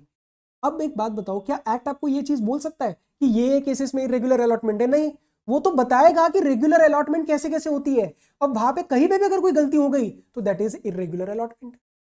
लॉ ने बोला आपको इन 10 चीजों का कंप्लायंस करना है, अगर उन 10 चीजों में से जो जो कंप्लायंस नहीं हुआ, अगर किसी भी केस में कोई भी नॉन कंप्लायंस हुई, that is a case of irregular allotment, as simple as that. ठीक है, तो इरेगुलर अलॉटमेंट अलग से डिफाइंड नहीं है, companies act does not define specifically this term irregular allotment, hence we have to examine the requirements of a proper issue of securities, and जहां जहां non compliance होएगा we will say this is irregular allotment। तो इसके लिए कुछ sections आ जाएंगे, 23, 26, 39, 40, ये सारे के सारे जो है आपको पूरा चैप्टर होने के बाद ही बेटर समझ आएगा कि फॉर एग्जांपल आप प्रोस्पेक्टस के बिना पब्लिक ऑफर कर देते हो, आप आरओसी के साथ प्रोस्पेक्टस को रजिस्टर ही नहीं करते हो एंड आप इशू कर देते हो, आप रिटर्न ऑफ अलॉटमेंट फाइल ही नहीं करते, आप मिनिमम सब्सक्रिप्शन नहीं लेते, आप मिनिमम एप्लीकेशन अमाउंट नहीं लेते, ऐसे करके मैंने कुछ यहाँ पे चीजें दे रखी है। आपको इसको लर्न करना है और तभी समझ आएगा जब पूरा चैप्टर हो जाएगा, ताकि सारे सेक्शन हो जाएंगे कब। क्लियर? तो ये रिवीजन के टाइम आपको बेहतर समझ आएगा। नेक्स्ट एक क्वेश्चन है, थोड़ा सा इंपॉर्टेंट है, पूरा ध्यान यहाँ पे। ए limited issued 1 lakh equity shares of ₹100 each at par to the public by issuing a prospectus. The prospectus discloses minimum subscription amount of 15 lakh rupees। मैंने बताया था ना आपको क्वेश्चन देगा ये वाला अमाउंट। तो प्रोस्पेक्टस ने बोला भैया 15 लाख जो है that is our minimum subscription and which is to be received on application and the share application money shall be ₹20 per share. 5% चाहिए होता है मिनिमम, 100 का 5% ₹5, लेकिन करंट केस में वो 20 मांग रहे हैं, that is good, that is a better provision. तो लॉ कह रहा है ठीक है, उसमें कोई दिक्कत नहीं है, हम तो 5 कह रहे थे, आप 20 मंगवा रहे हो। सो अभी तक दो बातें आ चुकी है यहाँ पे, क्या? Minimum subscription, minimum value, minimum application value. और आगे बढ़ते क्या आप पूछ रहे हैं वो, the prospectus further reveals that the A limited has applied for listing of shares in 3 recognized stock exchange, of which 1 application has been rejected. Now the issue was fully subscribed. A Limited received the amount of ₹20 lakhs, जो कि 20 into 1 lakh application amount का, and A Limited then proceeded for allotment of shares. Examine the 3 disclosures। कौन से 3? Sir ये वाले ना, minimum subscription, minimum application value जो 5% वाला, जो करंट केस में 20 है, and with respect to the stock exchange application, stock exchange application. in this above case study which are deciding factors in allotment and what are the consequences of violation if any under the provisions of Companies Act 2013। अब पहले तो मुझे बात बताओ, मैंने already इसको थोड़ा सा नोटिंग की आपके लिए। इसके अंदर 3 इशू आ रहे हैं, minimum subscription, application amount and listing of security. क्या मिनिमम सब्सक्रिप्शन पूरा हुआ? Answer is yes, minimum subscription पूरा हुआ, कोई इशू नहीं आया। क्या एप्लीकेशन मनी आया? आंसर इज यस, 5 की जगह उन्होंने 20 मंगवाया और वो भी मेरे को पूरा 20 लाख रुपए रिसीव हो चुका है, तो ये भी मेरा अच्छे से कंप्लाइड है। लिस्टिंग ऑफ सिक्योरिटीज में मैंने आपको मार्क कराया था कि आपको स्टॉक एक्सचेंज को अप्लाई भी करना है एंड परमिशन ऑब्टेन भी करनी है। और कंसेप्ट के टाइम अभी मैंने आपको बताया था कि अगर मैं 3 को अप्लाई करता हूं और 1 मना कर देता है तो that is not a valid condition, that is not a valid compliance, you can not go for allotment, right. तो इस केस में मैंने 3 को अप्लाई किया और 2 से ऑब्टेन किया, 1 ने मुझे मना कर दिया, hence this is my non compliance and I can not go, I can't go for allotment, I can not go for allotment. क्या ये बात क्लियर हुई है? ये वाला कंडीशन जो है, 3 डिस्क्लोजर थे ना, 1, 2 और 3, ये तीसरा वाला जो है उसमें मैंने गड़बड़ कर दी है, अब नहीं हो पाएगा, अलॉटमेंट नहीं हो सकता। क्लियर? आगे बढ़े। हाँ सर, तो इसके अंदर वही सारी मैंने बातें दी है प्रॉपर तरीके से, आपको फैक्ट्स भी लिखने हैं, लीगल प्रोविजंस, एनालिसिस, तो वो आप इसको रीड कर सकते हो। कंक्लूजन में बता देता हूं, therefore this shall be deemed to be irregular allotment. भाई क्योंकि मैंने 3 को अप्लाई किया, 1 ने मना कर दिया, and consequently the company shall be required to refund application money in the prescribed manner within stipulated time, so it cannot go for allotment and penal provision shall apply। penal provisions जो इसके ऊपर लग जाएंगे। तो इस question में मुझे लगा कि आपको डिटेल में देना चाहिए, तो लीगल प्रोविजंस के साथ साथ फैक्ट्स एंड एनालिसिस भी दिया गया है, कंक्लूजन भी दिया गया है। आपको बुक में जब मिलेगा तो ये सारा जहां जरूरत होगी वहां पे मिल जाएगा डिटेल फॉर्मेट। क्लियर? अब आगे बढ़ते हैं। अच्छा, अब बात करते हैं सर प्रोस्पेक्टस के मिस स्टेटमेंट। देखो, जब मेरा कोई प्रोस्पेक्टस में गलती होती है, गलतियां आप करते हो, आप उसके अंदर कुछ मिस स्टेटमेंट कर देते हो, गलत चीजें लिख देते हो, मिसलीडिंग चीजें लिख देते हो, तो आपके अगेंस्ट एक्शन लिया जाएगा। ठीक है? मिस स्टेटमेंट इन प्रोस्पेक्टस के रिस्पेक्ट में बेसिकली 4 सेक्शन आते हैं। सेक्शन नंबर 34, 34, 35, 36 और 37। ठीक है? तो बेसिक स्टार्ट कर रहे हैं। सबसे पहले हम लायबिलिटी की बात करते हैं कि आपको मेनली 2 प्रकार की लायबिलिटी फेस करनी पड़ सकती है, एक सिविल, एक क्रिमिनल। क्रिमिनल जो है वो थोड़ी सी ज्यादा स्ट्रिक्ट है, ऑब्वियसली आप क्रिमिनल बोल रहे हो, और एक होता है सिविल। ठीक है? अब देखो, ये जस्ट एक आइडिया लगाने के लिए कि आपको सिविल और क्रिमिनल का मतलब क्या है, ये सच आपसे पेपर में नहीं पूछा जाएगा। सिविल लायबिलिटी में लॉस और damage is an essential condition. Civil liability जो मैं अभी आपको सेक्शन नंबर 35 में पढ़ाऊंगा, उस 35 में लॉस और डैमेज होना जरूरी है। लॉस और डैमेज नहीं हुआ तो सिविल लायबिलिटी नहीं आएगी। ठीक है? इसके अंदर कोड कौन सा लगता है? Civil procedure code 1908। आपके कोर्स का पार्ट नहीं है, जस्ट पता होना चाहिए। And offence is against the counter party. Counter party मतलब जिसका लॉस हुआ, क्रिमिनल पे आ जाओ। क्रिमिनल लायबिलिटी कब होगी? When your guilty mind is proved. Loss हुआ नहीं हुआ उससे फर्क नहीं पड़ रहा, ध्यान से इसको कंपेयर करो, लॉस हुआ या नहीं हुआ उससे फर्क नहीं पड़ रहा, आपका गिल्टी माइंड था, आपका इंटेंशन गलत था, अब आप क्रिमिनल लायबिलिटी में फंस जाओगे सेक्शन नंबर 34 में। ठीक है? इसके अंदर कोड लगता है criminal procedure, CPC 1973 criminal procedure code. और ऑफेंस जो है it is regarded as being committed against the state. किसी एक इंसान के अगेंस्ट नहीं, आप स्टेट के अगेंस्ट ऑफेंस कर रहे हो, क्योंकि आपका माइंड ही गलत है, आपका माइंड ही गिल्टी है, गिल्टी माइंड है तेरा, तो पूरे स्टेट के अगेंस्ट जा रहा है, कंट्री के अगेंस्ट जा रहा है। एक किसी पार्टी का नुकसान होना हमारे लिए जरूरी नहीं है when we talk about criminal liability. Clear? आगे बढ़ो, जरा मेन सेक्शन पे आओ। Section 34, criminal liability for misstatement in prospectus. Where a prospectus is issued, circulated और डिस्ट्रीब्यूटेड अंडर दिस चैप्टर। आप उसको इशू करो, सर्कुलेट करो, डिस्ट्रीब्यूट करो, उसका कुछ भी करो, लेकिन वो प्रोस्पेक्टस गंदा है। वो प्रोस्पेक्टस गंदा है सर। क्यों गंदा है? बिकॉज उसके अंदर कोई स्टेटमेंट है जो कि गलत है, अनट्रू है या फिर मिसलीडिंग है इन इट्स फॉर्म और कॉन्टेक्स्ट। कॉन्टेक्स्ट मतलब जिस सब्जेक्ट मैटर के रिस्पेक्ट में वो है, तो वो एक गलत, अनट्रू, मिसलीडिंग स्टेटमेंट आप उसके अंदर दे रहे हो, या फिर उसके अंदर आपने कोई मैटर इंक्लूड किया है या फिर ओमिट किया है जो कि मिसलीडिंग है, गलत इमेज दे रहा है। उस केस में एवरी पर्सन जिसने ये गंदा प्रोस्पेक्टस ऑथराइज किया, ऑथराइज से बहुत बहुत बहुत वाइड कर दिया इन्होंने सेक्शन का कवरेज, जिसने भी ऑथराइज किया, इन्होंने ये नहीं बोला डायरेक्टर, कोई भी जिसने ऑथराइज किया वो फंस जाएगा under section number 447 which deals with fraud, penalties and liabilities for fraud, right. 447 भी अभी आने वाला है। One of the most important sections in the entire companies act is section 447, जो मैं आपको नीचे कराने वाला हूं। क्लियर? तो क्योंकि क्रिमिनल लायबिलिटी आ रही है, आपने अगर ऑथराइज किया एक गंदा प्रोस्पेक्टस, तो आप 447 में फंस जाओगे। अब ना ये बच्चा रो रहा है, मैंने कहा इधर आओ, क्या हुआ? कह रहा है सर मैं एक चीज प्रूव करता हूं कि वो जो स्टेटमेंट है ना, या वो जो ओमिशन है, वो इममटेरियल था, ज्यादा इंपॉर्टेंट नहीं था। या फिर वो प्रूव करता है कि he had reasonable grounds to believe and he did believe up to the time of issue of the prospectus that वो जो स्टेटमेंट था ना, जो आप कह रहे हो कि गलत है, अनट्रू है, मिसलीडिंग है, वो एक्चुअली ट्रू था। मुझे ऐसा एक रीजनेबल, मेरे पास रीजंस है बिलीव करने के लिए, मैंने कोई गलत तरीके से काम नहीं किया, मेरे पास रीजंस है प्रूव करने के लिए कि वो स्टेटमेंट जो है वो ट्रू था, या फिर उसका इंक्लूजन या ओमिशन नेसेसरी था। अब बताओ, अगर ये वो चीजें प्रूव कर देता है, तो क्या मैं गिल्टी माइंड मान लूं? नहीं सर, अच्छा नहीं लग रहा। तो लॉ ने कहा ठीक है, एक काम करो, ये गिल्टी माइंड प्रूव करता है कि आपका नहीं है, तो उस केस में nothing in this section shall apply, ये प्रोविजो ने आके बता दिया। ये सुनते ही वो बंदा बहुत खुश हो गया। क्लियर? तो अगर ये प्रूव कर देगा तो बच जाएगा, वरना 447 का डंडा उसके ऊपर लगने वाला है। क्लियर है? 34 हो गया, 35 पे आओ। Civil liability. 34 क्या है, मेरे साथ रिपीट करो, बोलो, रूम में बैठे हो के लिए बोलो मेरे साथ। 4 सेक्शन लगते हैं सर लायबिलिटी पे, 34, 35, 36, 37। 34 क्रिमिनल लायबिलिटी, 35 सिविल लायबिलिटी। 34 में क्या हो रहा है? Guilty mind. सिविल लायबिलिटी में क्या हो रहा है? लॉस और डैमेज हो रहा है। 34 में किसके अगेंस्ट ऑफेंस है? पूरे स्टेट के अगेंस्ट, कंट्री के अगेंस्ट। 35 में किसके अगेंस्ट है? एक पार्टी के अगेंस्ट। 35 का एक इंपॉर्टेंट कंडीशन क्या था? बंदे का लॉस होना जरूरी है, लॉस नहीं हुआ तो 35 नहीं लगेगा, अभी दिखाऊंगा। Clear? Okay. Civil liability for misstatement in prospectus. Liabilities देखते क्या है?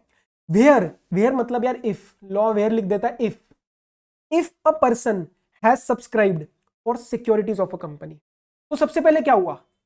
सबसे पहले ये हुआ सर किसी ने सब्सक्राइब किया, लेकिन वो सब्सक्राइब कैसे किया? ही एक्टिंग, उसने एक्ट किया किसके ऊपर? ऑन एनी स्टेटमेंट इंक्लूडेड और द इंक्लूजन और omission of any matter in the prospectus which is misleading.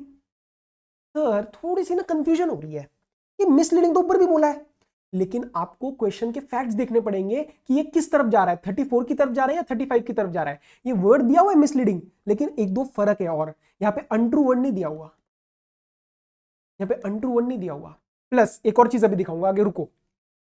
अगर उस बंदे ने सब्सक्राइब कर ली ऑन दिस बेसिस एंड मतलब कंडीशन नंबर 2 क्या? ही सस्टेन्ड एनी लॉस और डैमेज एज अ कॉन्सिक्वेंस। मतलब क्योंकि मैंने तेरे स्टेटमेंट के ऊपर परचेस किया, और कॉन्सिक्वेंस क्या हुआ? मेरा नुकसान। तो अब इस केस में company and certain other people shall be liable to pay compensation to every person who has sustained such loss और डैमेज। सर दो वेरी इंपॉर्टेंट पॉइंट्स इसमें से निकल के आ रहे हैं। क्या? यहां पे सेक्शन 447 का फ्रॉड की लायबिलिटी नहीं लगती, यहां पे सिर्फ क्या बोल रहे हैं? आप उसको कंपेंसेट करो। 34 में बोला था 447 लगता है, यहां पे सिर्फ बोला जा रहा है आप उसको कंपेंसेट करो। और दूसरा, यहां पे सर लॉस होना जरूरी है, लॉस नहीं हुआ तो 35 नहीं लगेगा। अब थोड़ा थोड़ा फर्क आ रहा है 34 और 35 में। यस, आगे पढ़ो। अब ये कौन कौन लोग हैं जो फंसते इसके अंदर? पढ़ो। Every person who is a director of the company at the time of issue of prospectus, या every person who has authorized himself to be named and is named in the prospectus as a director, or he has agreed to become a director either immediately or after interval of time। अरे मतलब तू director है, या तूने बोला है तू immediately बन जाएगा, या तू 1 महीने बाद बन जाएगा। इन शॉर्ट तू कंपनी के साथ एसोसिएटेड है in the capacity of director, या फिर प्रमोटर ऑफ कंपनी। प्रमोटर कहां पढ़ते हैं हम? Section 2 clause 69। ठीक है, तो प्रमोटर वाला भी यहां पे फंस जाएगा। He has authorise the issue of prospectus, यही हमने सेक्शन 34 में पढ़ा था। ठीक है, बट यहां पे बहुत सारे लोग और डिफाइंड है। And a person who is an expert referred to in section 26 subsection 5, ऊपर पढ़ चुके हैं, तो वो एक्सपर्ट भी यहां पे फंस जाएगा अगर उसके स्टेटमेंट के बेसिस पे किसी ने लॉस झेला तो। क्लियर? लेकिन 3 क्लॉजेस आते हैं जिसके अंदर ये लोग अपना यूज कर सकते हैं रोके। वो कह रहे सर हमने ना ये 3 क्लॉजेस के अंदर हम बच जाएंगे, तो सबसेक्शन 2 बताता है कि 3 क्लॉजेस में अगर ये बंदा लग जाता है, मतलब यूज कर लेता है, सेटिस्फाई कर देता है, तो उस केस में उसका कोई भी जो है he is not liable to compensate anyone.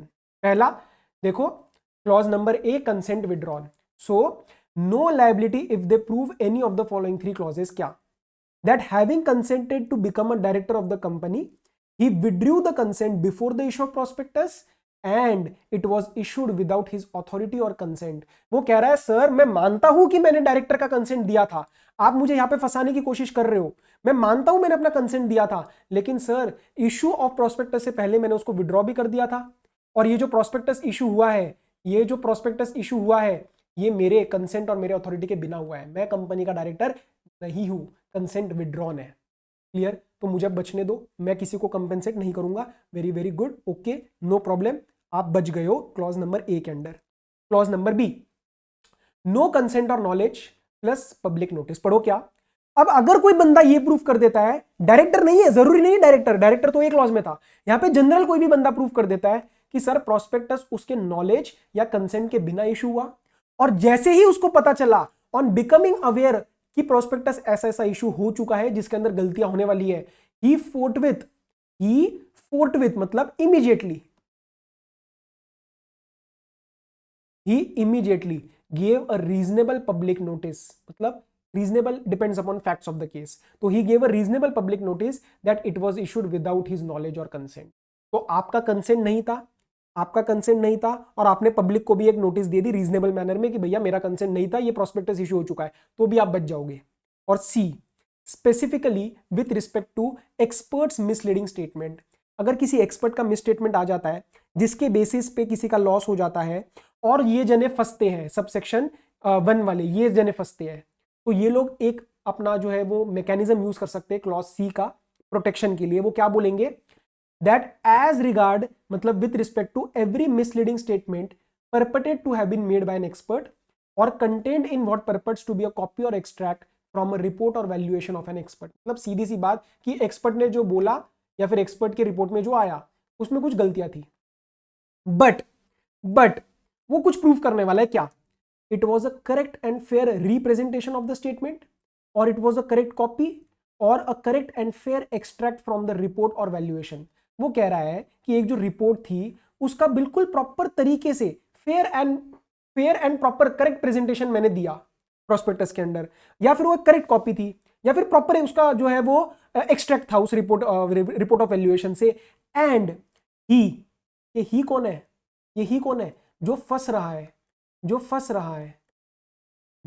जिसको हम लायबल बना रहे हैं। ठीक है? तो जो लायबल बना रहे हैं वो प्रूव कर रहा है कि he had certain reasonable grounds to believe, and he did believe up to the time of issue of the prospectus. क्या? That the person who is making the statement, expert, was competent to make it, and that the said person had given the consent as required in 26(5) already covered above, and he had not withdrawn that consent before filing of the copy of prospectus with the registrar, जो हम subsection 4 में पढ़ते थे, 26 subsection 4, and और to the defendant's knowledge, defendant मतलब जो बंदा फंसा हुआ है, बिफोर दिस अलॉटमेंट, मतलब वो विड्रॉ नहीं हुआ बिफोर अलॉटमेंट। तो सर सिंपल सी बातें, काफी सारी बातें इन्होंने लिख दी है।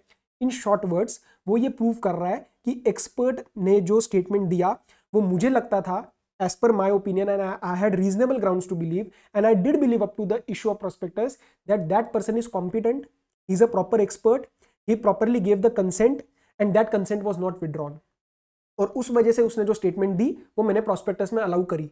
तो प्लीज अब मुझे मत फंसाए, एक्सपर्ट की गलती, आप एक्सपर्ट को पकड़ो, मुझे मत पकड़ो। ठीक है? So this clause C is with respect to experts misleading statement. Clear है? आगे पढ़ो। अब एक सबसेक्शन 3 आता है जो बहुत ही स्पेसिफिक बात कह रहा है कि ऊपर वाले में तो चलो मिसलीडिंग या वो हो गया, लेकिन अगर आपने एक प्रोस्पेक्टस इशू किया, स्पेसिफिकली आपका एक इंटेंशन था डिफ्रॉड करना, तो ये पेनल्टी और ये सब तो बाकी तो लगेगा ही, आपके ऊपर एक अनलिमिटेड लायबिलिटी लगने वाली है। अगर ये प्रूव हो जाता है that a prospectus was issued with an intent to defraud the applicants for securities of the company और एनी अदर पर्सन और फॉर एनी फ्रॉडुलेंट पर्पस, मतलब कुल मिला के आपका एक गलत इंटेंशन था। ये स्पेसिफिक वर्ड्स है, इंटेंट टू डिफ्रॉड। क्वेश्चन में आपको पकड़ने पड़ेंगे, ये वर्ड्स पकड़ने पड़ेंगे, अगर ये क्वेश्चन में आया तो आपको यही सबसेक्शन 3 लिख के आना पड़ेगा। क्लियर? तो उस केस में every person refer to in subsection 1।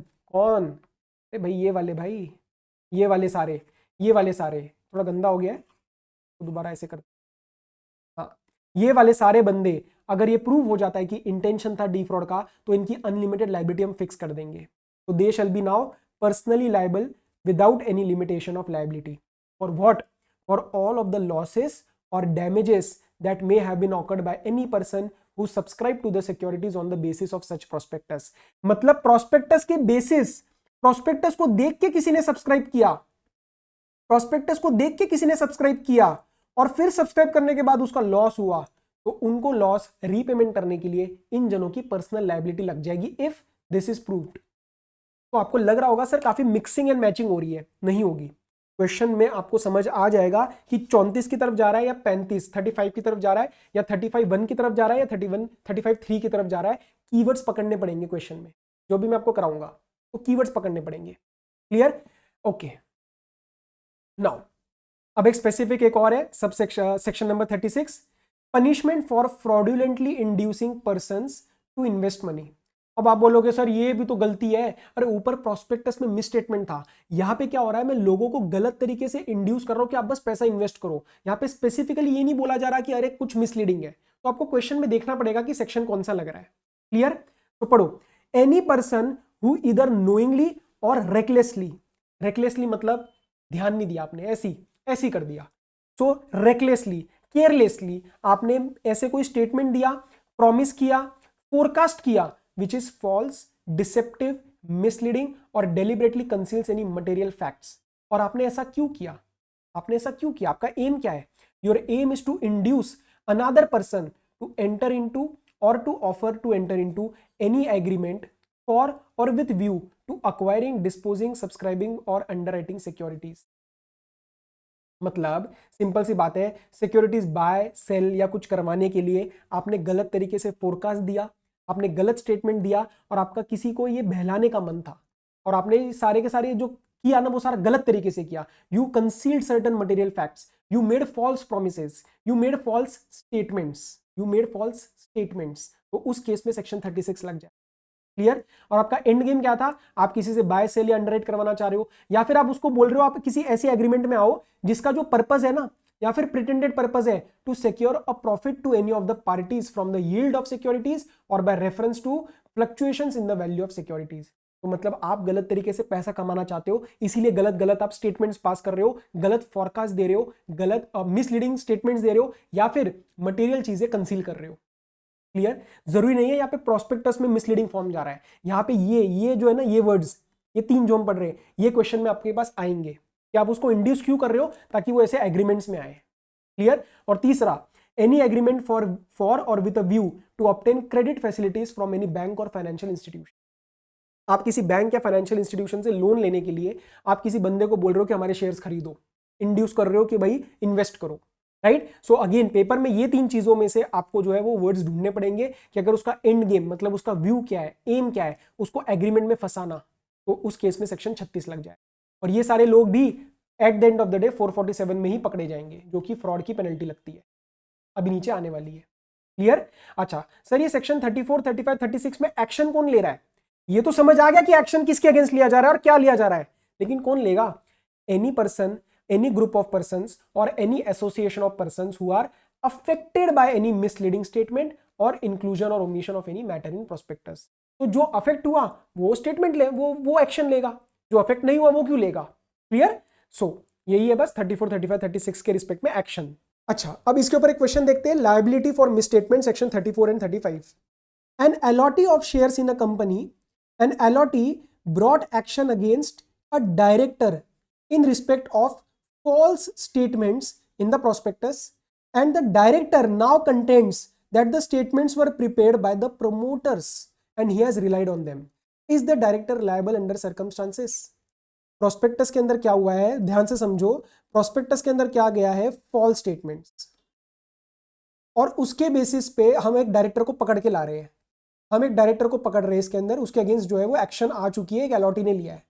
अब ये डायरेक्टर अपना जो डिफेंस रख रहा है वो रख रहा है, सर मैंने ये सारे स्टेटमेंट जो है ना on the basis of promoter था, प्रोमोटर्स के बेसिस पे, I have relied on the promoters, वो कंटेंट कर रहा है कि ये जो स्टेटमेंट है ये प्रमोटर्स ने दी है, तो मुझे मत पकड़ो आप इसके ऊपर। Is it valid?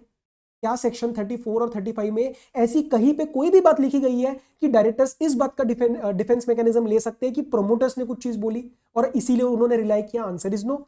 आप 34 35 देखो, कहा गया, कहा, हाँ, मिस स्टेटमेंट में हमने सेक्शन 34 में यहां पे एक चीज पढ़ी थी, डिफेंस मैकेनिज्म, जहां पे वो ये चीजें प्रूव करता है, इमटेरियलिटी वगैरह।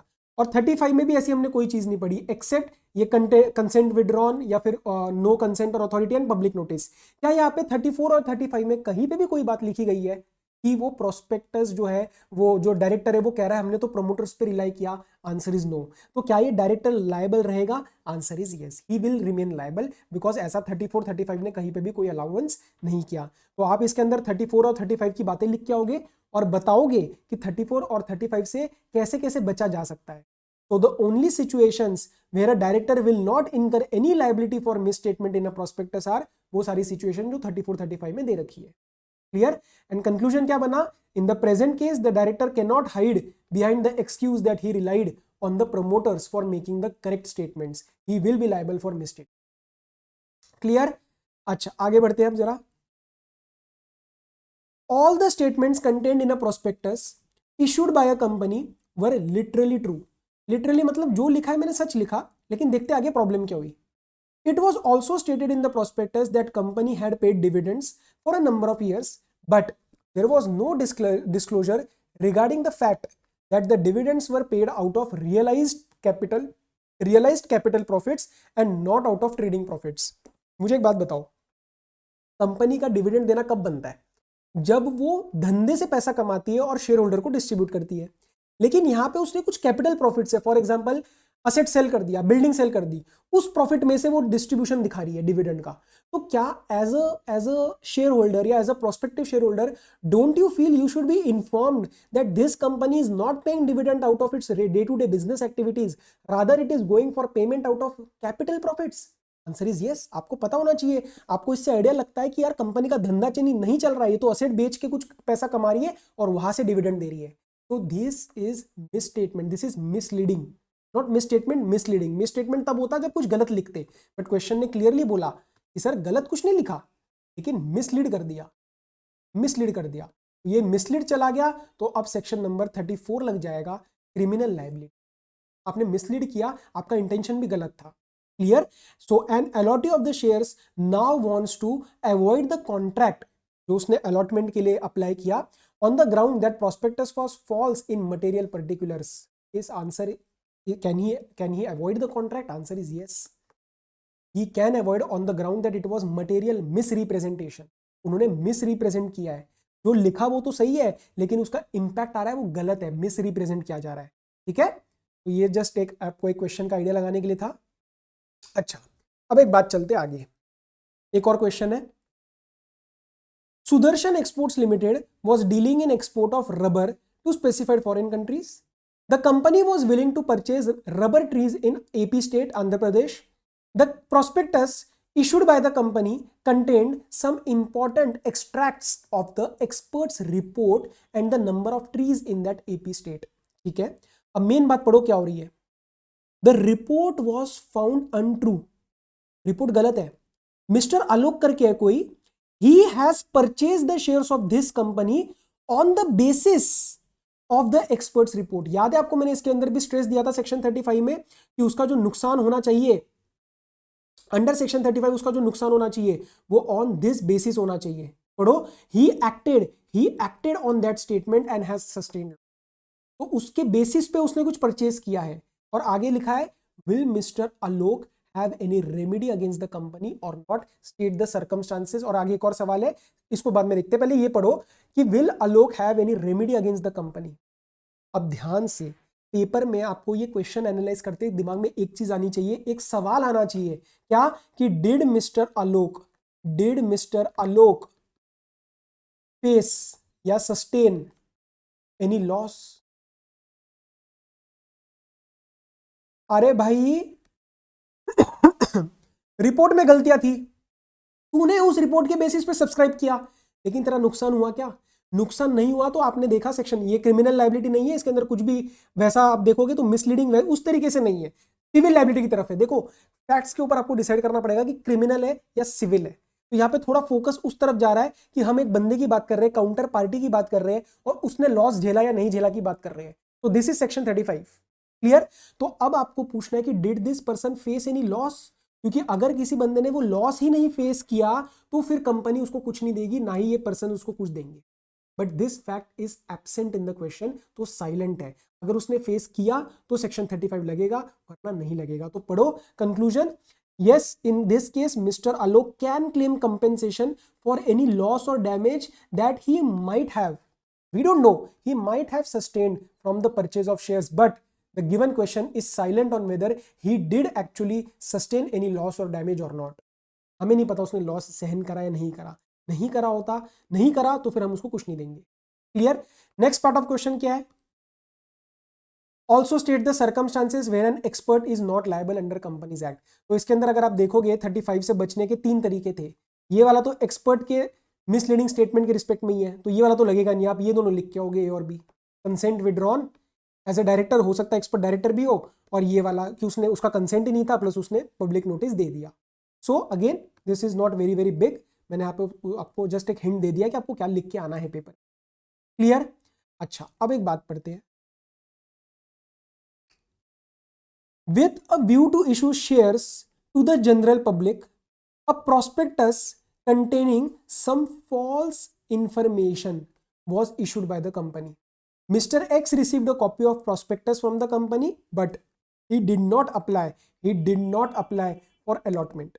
The allotment to general public was completed within the stipulated period, and a few months later, Mr. X bought some shares through stock exchange at higher price, and thereafter the prices fell sharply.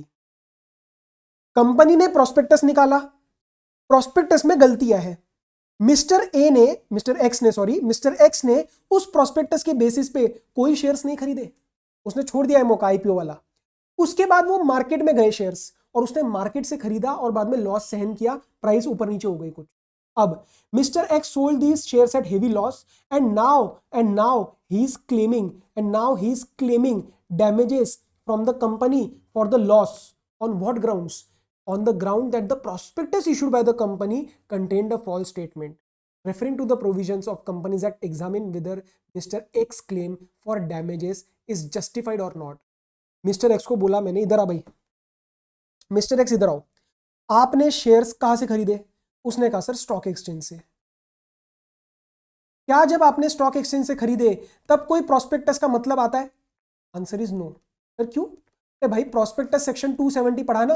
ये prospectus तब आता है जब आप अपनी securities public offer को दे रहे हो, तो जिन्होंने स्टार्ट में जो जनरल पब्लिक ने पैसा लगाया होगा उनके लिए ये रेलिवेंट था, और वो ये क्लेम कर सकते थे कि प्रोस्पेक्टस में गलती आई और हमारा नुकसान हुआ। मिस्टर एक्स ने तो स्टॉक एक्सचेंज से खरीदा है, वहां पे प्रोस्पेक्टस का कोई मतलब नहीं है, तो अब वो कोई भी डैमेज वगैरह क्लेम नहीं कर सकता on the basis that prospectus के अंदर फॉल्स स्टेटमेंट। क्या ये बात क्लियर है? क्या ये बात क्लियर है? तो पढ़ो। और यही ऐसा ये केस लॉ था पीक वर्सेस गरने, इसके अंदर सेम बात हुई थी। ठीक है? So since mister x purchase shares through stock exchange, that is open market, or we can say secondary market, which cannot be said to have been bought shares on the basis of prospectus, now he cannot bring any action for deceit against the directors. Clear? And same thing was in Peak versus Gurney. So will he claim against the damages, against his claim, जो भी है उसका claim, उसके लिए क्या will he succeed? Answer is no, he will not succeed. He will not be able to claim anything from the directors. Clear? आगे बढ़े। Now coming to 447.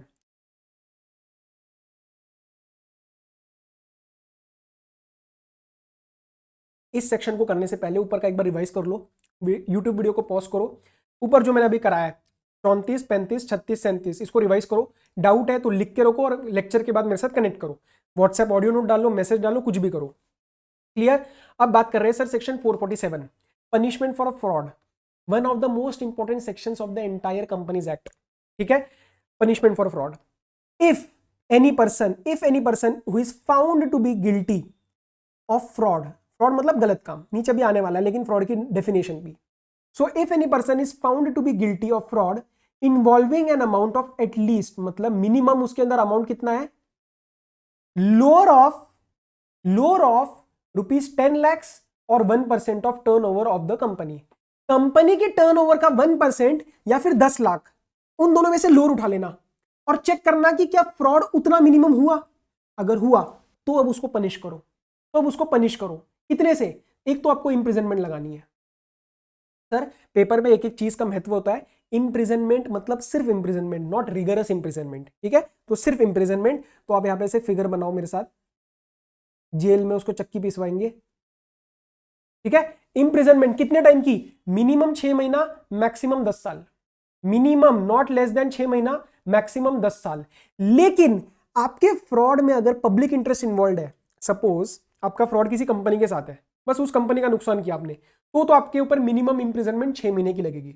लेकिन अगर अगर पब्लिक इन्वॉल्व है, पब्लिक इंटरेस्ट इन्वॉल्व है, आपने पब्लिक का गलत किया, तो भैया आपको 6 महीने नहीं, फिर आपको मिनिमम 3 साल जेल के अंदर रखा जाएगा। So first proviso, if public interest involve, minimum imprisonment is 3 years। And मतलब इंप्रिजनमेंट तो लगेगा ही लगेगा, लेकिन फाइन भी लगेगा। इतना मिनिमम जो आपका फ्रॉड के अंदर अमाउंट इन्वॉल्व है, मतलब अगर आपने 2.5 करोड़ का फ्रॉड किया तो मिनिमम आपसे 2.5 करोड़ का फाइन लेंगे, और मैक्सिमम इंटू 3 तो 7.5 करोड़ तक आपका फाइन ले सकते हैं। Clear? So fine which shall not be less than the amount involve in the fraud, but it may extend to 3 times the amount involve in the fraud. Clear है बात? अच्छा, एक बहुत ही बढ़िया सी बात बता रहा हूं, पेनल प्रोविजंस के लेक्चर में भी मैं बताऊंगा, लेकिन यहां पे मैं आपको अलग से बता रहा हूं। What do you think, is fine equal to penalty? मतलब क्या फाइन और पेनल्टी सेम वर्ड्स है? आप में से अभी तक, कसम खा लो आज मेरे साथ, अभी तक आपने क्या यूज किया, कहां पे कौन सा वर्ड यूज किया, उससे मुझे कोई मतलब नहीं। लेकिन हम कनेक्ट कर रहे हैं तो मेरी रिस्पॉन्सिबिलिटी आपको एक एक चीज सही से बताना, और मेरे साथ कसम खाओ कि अब सर ने बता दिया है फाइन और पेनल्टी के ऊपर ध्यान देना है, क्या वर्ड यूज किया जा रहा है। लॉ क्या वर्ड यूज कर रहा है? Because fine is different from penalty. Fine is generally more severe, penalty is not severe. Detailed differences to be discussed in penal provisions lecture, but समझ लो मेरे से कि फाइन एक कोर्ट लगा सकता है, पेनल्टी कोई अथॉरिटी लगा सकती है। फाइन कोई कोर्ट लगा सकता है, पेनल्टी कोई अथॉरिटी भी लगा सकती है। तो फाइन थोड़ी सीवियर है, पेनल्टी थोड़ी कम सीवियर है। लॉ में जहां जहां देखोगे प्रॉपर दिमाग में बिठा लेना कि फाइन वर्ड यूज किया जा रहा है या पेनल्टी वर्ड यूज किया जा रहा है। पेपर में अगर गलत किया तो एग्जामिनर गलत कर सकता है, प्रोवाइडेड एग्जामिनर को खुद पता हो कि फाइन और पेनल्टी अलग अलग चीजें। मेरे एग्जाम में तो मैं आपको गलत कर दूंगा। क्लियर? सो फाइन और पेनल्टी आर डिफरेंट। अब सर ये हो आपके दिमाग में, मुझे पता है आप में से कुछ बच्चों के दिमाग में डाउट है कि सर आपने ना ऊपर बोला ये इतना मिनिमम अमाउंट होना चाहिए फ्रॉड में, ये लोअर वाला, ये नहीं हुआ तो क्या? तो फिर आपके ऊपर आप कुछ नहीं करोगे क्या? मतलब कोई पेनल्टी फाइन कुछ नहीं लगाओगे? अरे नहीं यार, लगाएंगे, लेकिन इतना सीवियर नहीं लगाएंगे। तो पढ़ो, if the amount involve in fraud is less than the lower of about stated limits. तो फिर आपको अपने आप से एक सवाल पूछना है, does this fraud involve public interest? Does this fraud involve public interest? मतलब मेरी दो कंडीशन लग गई क्या? पहला तो उस वाले लोअर से कम है फ्रॉड, और दूसरा इसके अंदर पब्लिक इंटरेस्ट नहीं है, तो आपके ऊपर लेस हार्शर प्रोविजंस लगेंगे, कंपैरेटिवली रिलैक्स प्रोविजंस लगेंगे। क्या? पढ़ो, any person guilty of such fraud, जिसका अमाउंट कम है एंड पब्लिक इंटरेस्ट इन्वॉल्व नहीं है, shall be punishable with imprisonment for a term which may extend to 5 years। तो 10 का 5 कर दिया और मिनिमम हटा दिया, 5 साल तक का इंप्रिजनमेंट। और आप समझ पा रहे हो, यहाँ पे और लिखा है, ऊपर एंड लिखा था, तो यहाँ पे तो आपका इंप्रिजनमेंट पक्का है, फाइन भी पक्की है, यहाँ पे अभी पक्का नहीं है, और बोला है, ठीक है? और with a fine which may extend to ₹50 lakh, fine भी कम कर दिया। ऐसा नहीं बोला कि मिनिमम आपका फ्रॉड का अमाउंट है वो भी लगाएंगे हम, नहीं, फाइन रखी लेकिन अप टू 50 लाख रखी, और बोथ। तो ये कोर्ट के हाथ में है कि आपको दोनों लगाना है या नहीं लगाना। क्लियर? लेकिन सर अगर इसके अंदर पब्लिक इंटरेस्ट इन्वॉल्व है ना, तो फिर लॉ साइलेंट है। मतलब इन्होंने क्या बोला, लॉ के अंदर आप पढ़ोगे अगर, तो उन्होंने एक चीज बोली है कि if the amount does not cross this limit and it does not involve public interest, तो ये प्रोविजंस लगेंगे। लेकिन what about if the limit is not crossed but public interest is involve? तो लॉ साइलेंट है, तो जब law silent है तो मेरा ये अपना एक इंटरप्रिटेशन बनता है कि फिर हम स्ट्रिक्टर प्रोविजंस में जाएंगे, ठीक है? हम ये वाले प्रोविजंस नहीं यूज करेंगे। ओके, सो वही चीज मैंने यहाँ पे दे दी है। अब मीनिंग्स में से रॉन्गफुल गेन और रॉन्गफुल लॉस में आपको होमवर्क दे रहा हूँ रीड करने के लिए, डाउट आए तो पूछ लेना। लेकिन फ्रॉड में आपको एक पॉइंट मार्क करा रहा हूँ और बचा हुआ फिर आपको होमवर्क दूंगा। समझो, फ्रॉड इन रिलेशन, कुछ मत करो भी, सिर्फ समझो मैं जो कह रहा हूं। फ्रॉड इन रिलेशन, कर्सर का ध्यान, एक काम करता हूं यार मैं हाईलाइट ही करता हूं।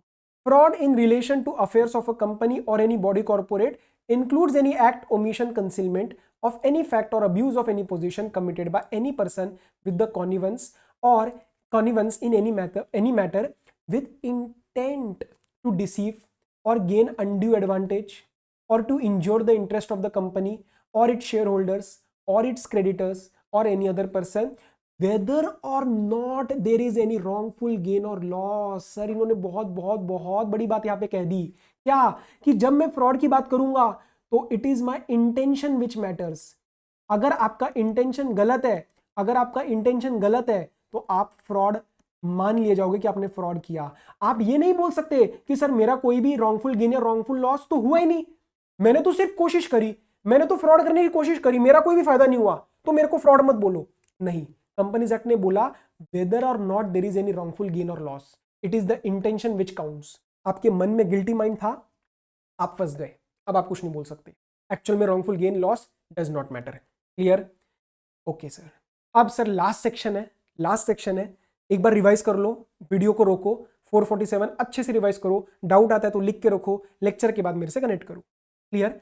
सो सेक्शन नंबर 42 के ऊपर हम आ रहे हैं। उससे पहले हल्की हल्की नोटिंग, हल्की हल्की नोटिंग पहले समझाने दो फिर लिख लेना। अब सर सेक्शन नंबर 42 में क्या हो रहा है ना, सेक्शन नंबर 42 में क्या हो रहा है, प्राइवेट प्लेसमेंट हो रही है। प्राइवेट प्लेसमेंट, अभी तक हमने पूरी जो कहानी पढ़ी वो पढ़ी पब्लिक ऑफर की, ठीक है। अब हम बात कर रहे हैं पब्लिक प्राइवेट प्लेसमेंट की। प्राइवेट प्लेसमेंट में क्या हो रहा है, कंपनी कुछ स्पेसिफिक जनों को जिनको हम प्यार से बोलेंगे आइडेंटिफाइड पीपल, मतलब कंपनी उन जनों को आइडेंटिफाई करेगी कि हाँ तू, हाँ तू, हाँ तू, हाँ तू, इन 4-5 जनों को, अब नंबर आएगा आगे, मैं एग्जांपल दे रहा हूं, 4-5 जनों को बोले कि भैया तुमको हमने आइडेंटिफाई किया और तुम हो आइडेंटिफाइड पर्सन और तुम्हें हम एक ऑफर दे रहे हैं प्राइवेट प्लेसमेंट का, मन है तो सब्सक्राइब कर लो। ऑफर देने से पहले कंपनी को स्पेशल रेजोल्यूशन पास करना जरूरी है। ये लोग पब्लिक नहीं है, पब्लिक ऑफर नहीं है, ये बहुत ही स्पेसिफिक लोग हैं, आइडेंटिफाइड पीपल। अच्छा सर ये कितना हो सकते हैं, ये मैक्स टू मैक्स 200 हो सकते हैं और उन 200 में से 2 जनों को हटाना है, किनको, qualified institutional buyer and employees जो कि ईसॉप के अंडर हम उनको शेयर्स ऑफर करते हैं। क्लियर? और ये जो लिमिट है 200 की, ये ईच टाइप ऑफ सिक्योरिटी के लिए है, मतलब इक्विटी शेयर के लिए 200, प्रेफरेंस शेयर के लिए 200, डिबेंचर के लिए 200 and similarly. Apart from that अगर मैंने सपोज 200 की जगह 201 को ऑफर कर दिया, मतलब अगर मैंने लिमिट जो है वो ब्रीच कर दी, तो मान लिया जाएगा कि ये पब्लिक ऑफर है और उसके बाद अभी तक जो सारी कहानी पड़ी, सेक्शन नंबर 26 प्रोस्पेक्टस और सेक्शन नंबर 34-35 के लायबिलिटीज, वो सारे के सारा जो प्रोस्पेक्टस पे लगता है वो भी आप मेरे पे लग जाएगा। क्यों? क्योंकि इस प्राइवेट प्लेसमेंट को डीम मतलब मान लिया जाएगा कि ये प्राइवेट प्लेसमेंट एक्चुअल में एक पब्लिक ऑफर है। तो ये दुखी क्यों हुआ? क्योंकि सर उसको पता है कि सर पब्लिक ऑफर में ह्यूज कंप्लायंस बर्डन है, तो ये लिमिट जो है वो पार नहीं करनी। क्लियर? मैं आपको 2 मिनट का मौका दे रहा हूं, इस चीज को आप जरा नोट करें, वीडियो को पॉज करें और नोट करें। ठीक है, आई होप आपने नोट कर लिया है और एक बेसिक आइडिया लग चुका है कि सेक्शन नंबर 42 में हो क्या रहा है। क्लास में भी मैं ऐसे ही कराता हूँ, नोटिंग्स ही कराता हूँ, तो क्लास में you can expect all these things in all the topics जहां जहां भी मुझे लगेगा। चलो अब आगे बढ़ते हैं जरा, सेक्शन नंबर 42 मेन सेक्शन पे आ जाओ। ऑफर और invitation for subscription of securities on private placement. तो पढ़ो, क्या एक कंपनी ऐसा प्राइवेट प्लेसमेंट कर सकती है? Answer is yes. Sub section 1 कहता है कर सकती है, but subject to this section. Okay, अब प्राइवेट प्लेसमेंट किसको कर रहे हैं और कितने जनों को? तो पढ़ो, this private placement offer will be made to a select group of persons who have been identified by the board। तो एक और बात का ध्यान रखना, आइडेंटिफाई कौन करेगा? मेंबर्स नहीं करेंगे, बोर्ड ऑफ डायरेक्टर्स करेंगे, क्योंकि सर मैनेजमेंट तो बोर्ड ही कर रहा है और बोर्ड आइडेंटिफाई करेगा, तो उसको हम क्या नाम देंगे? आइडेंटिफाइड पर्संस, जो मैंने आपको ऑलरेडी बता दिया। So these will be known as identified persons, और जिसका नंबर शुड नॉट एक्सीड 50। सर ओ सर आपने कुछ गलत बोल दिया है, आपने 200 बोला था, ये क्या है 50 लिखा हुआ है, गलत पढ़ा रहे हो। अरे भाई उसके नीचे देखो, और such higher number as may be prescribed, जो नीचे आने वाला है रूल नंबर 14 में 200। ठीक है, तो 2 मिनट रुको, मेरी बात समझो एक बार, फिर आगे बढ़ रहे। अच्छा, तो ये क्या बोला हमने? जिसका नंबर शुड नॉट एक्सीड 50 और any other higher prescribe number, जो कि प्रिस्क्राइब कर दिया गया है। बट लॉ के सेक्शन ने 50 बोला है, ठीक है। आगे ये जो प्राइवेट प्लेसमेंट का नंबर लगाया जा रहा है, ये total life time of company के लिए है या एक फाइनेंशियल ईयर के लिए? सर ये एक फाइनेंशियल ईयर के लिए, मतलब एक फाइनेंशियल ईयर खत्म हुआ, अगले फाइनेंशियल ईयर आप फिर 200 जनों को ऑफर दे दो, हमें कोई दिक्कत नहीं है। तो this limit is with respect to a financial year and this is also subject to certain prescribed conditions, जो कि नीचे आएगा अभी। अच्छा, मैंने आपको ऑलरेडी बताया इस नंबर के अंदर आपको qualified institutional buyers and employees जिसको हम सिक्योरिटीज ऑफर कर रहे हैं अंडर ईसॉप, हम एक्सक्लूड कर देंगे, हम एक्सक्लूड कर देंगे, ठीक है। ये बात इस सेक्शन ने भी बोली और रूल नंबर 14 ने भी बोली। अब आ जाओ जरा कुछ चीजें। एन ऑफर और invitation under private placement shall be given to maximum 200 people in a financial year, already told you. Clarification, the restriction of 200 will apply individually for each kind of security. तो equity share के लिए 200, preference share के लिए 200, debenture के लिए 200, ये भी मैंने आपको ऑलरेडी बता दिया है, क्लियर है। आगे नॉन एप्लीकेबिलिटी, ये जो हमने ऊपर ये वाली लिमिट पढ़ी ना, और ये जो रेगुलेशंस पढ़ रहे हैं हम, ये जो रूल पढ़ा, ये दो टाइप ऑफ एंटिटीज पे नहीं लगता। पढ़ो, द प्रोविजंस ऑफ सब रूल 2, सब रूल 2 मतलब यही वाला ऊपर जो पढ़ रहे हैं, ये वाला, ये दोनों, ठीक है। These are not applicable on NBFCs provided they are registered with the RBI under RBI act. अगर वो आरबीआई के साथ रजिस्टर्ड है तो उनके ऊपर ये वाले रेगुलेशन नहीं लगेंगे। Second, housing finance companies which are registered with their mother body which is national housing bank under their own act, national housing bank act. तो इन दोनों के ऊपर हम रूल नंबर 14 सब रूल 2 नहीं लगा रहे, प्रोवाइडेड। हम क्या कह रहे हैं, आप अगर एक एनबीएफसी हो जो रजिस्टर्ड हो आरबीआई के साथ, या फिर अगर आप एक हाउसिंग फाइनेंस कंपनी हो और आप भी रजिस्टर्ड हो with your mother body national housing bank, तो हम आपके ऊपर ये रूल नहीं लगाएंगे, प्रोवाइडेड आप अपने खुद के रेगुलेशंस का कंप्लायंस करो। तो पढ़ो, condition for non applicability if they मतलब ये ऊपर वाले दो, if they are complying with the regulations made by RBI और National housing Bank in respect of what? In respect of the offer or invitation to be issued on private placement basis. तो कह रहे हैं यार आपकी जो mother bodies है RBI और नेशनल हाउसिंग बैंक, उनके खुद के जो रेगुलेशन है प्राइवेट प्लेसमेंट के, उसको आप कंप्लाई करो। उसको कंप्लाई कर दिया तो हमारा रूल नंबर 14 सब रूल 2 को आप मत कंप्लाई करो, चल जाएगा। लेकिन अब उनका डाउट, सर हमारे तो कोई ऐसे खुद के रेगुलेशन नहीं है, तो फिर आ जा बेटा, फिर तू हमारे रूल के अंडर ही आ जा। तो देखो, what if such regulations are not specified, then such companies have to comply with sub rule 2. Clear? आगे subsection 3, what is the form and manner of issuing this private placement offer and application?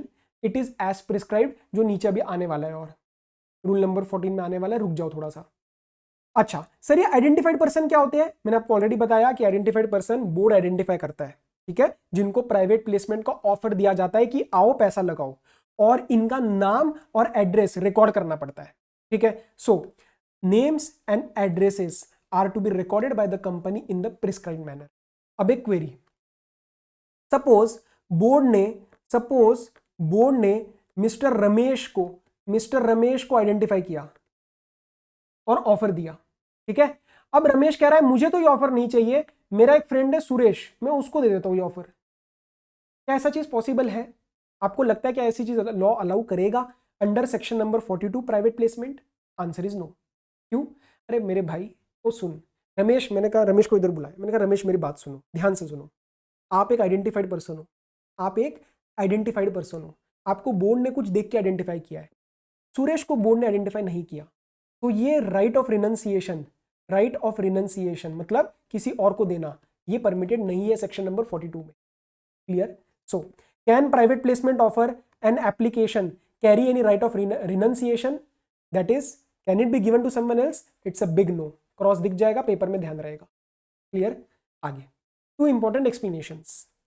Private placement का मतलब समझा है, it means N offer और invitation, किस चीज के लिए? आओ सब्सक्राइब करो या इशू करो हमारी सिक्योरिटी, मतलब सिक्योरिटीज को हमारे सब्सक्राइब करो to a select group of persons by a company, और इस सिलेक्ट ग्रुप का नाम हमने ऑलरेडी पढ़ लिया है, identified persons,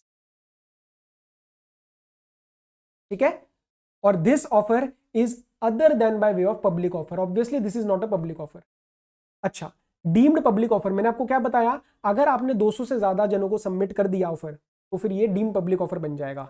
so if a company listed और unlisted, we don't care, if you make an offer to allot और इनवाइट सब्सक्रिप्शन और अलॉट और enter into any agreement to allot, मतलब कर रहे हो या एग्रीमेंट कर रहे हो, कुछ भी कर रहे हो, to more than the prescribed number of persons which I have already talked about being 200, अगर उनसे ज्यादा किया तो the same shall be deemed to be an offer to the public and shall be accordingly governed by the provisions of part 1 of the chapter, जो अभी तक हमने ऊपर पढ़ा, दैट इज पब्लिक ऑफर। ठीक है, तो ये आपको ऑलरेडी कमेंट्स तो है मिल ही चुके हैं ना, पब्लिक ऑफर ये ऑलरेडी मैंने नोट्स में डलवा दिए हैं ताकि आपको रिवीजन के टाइम प्रॉब्लम ना आए।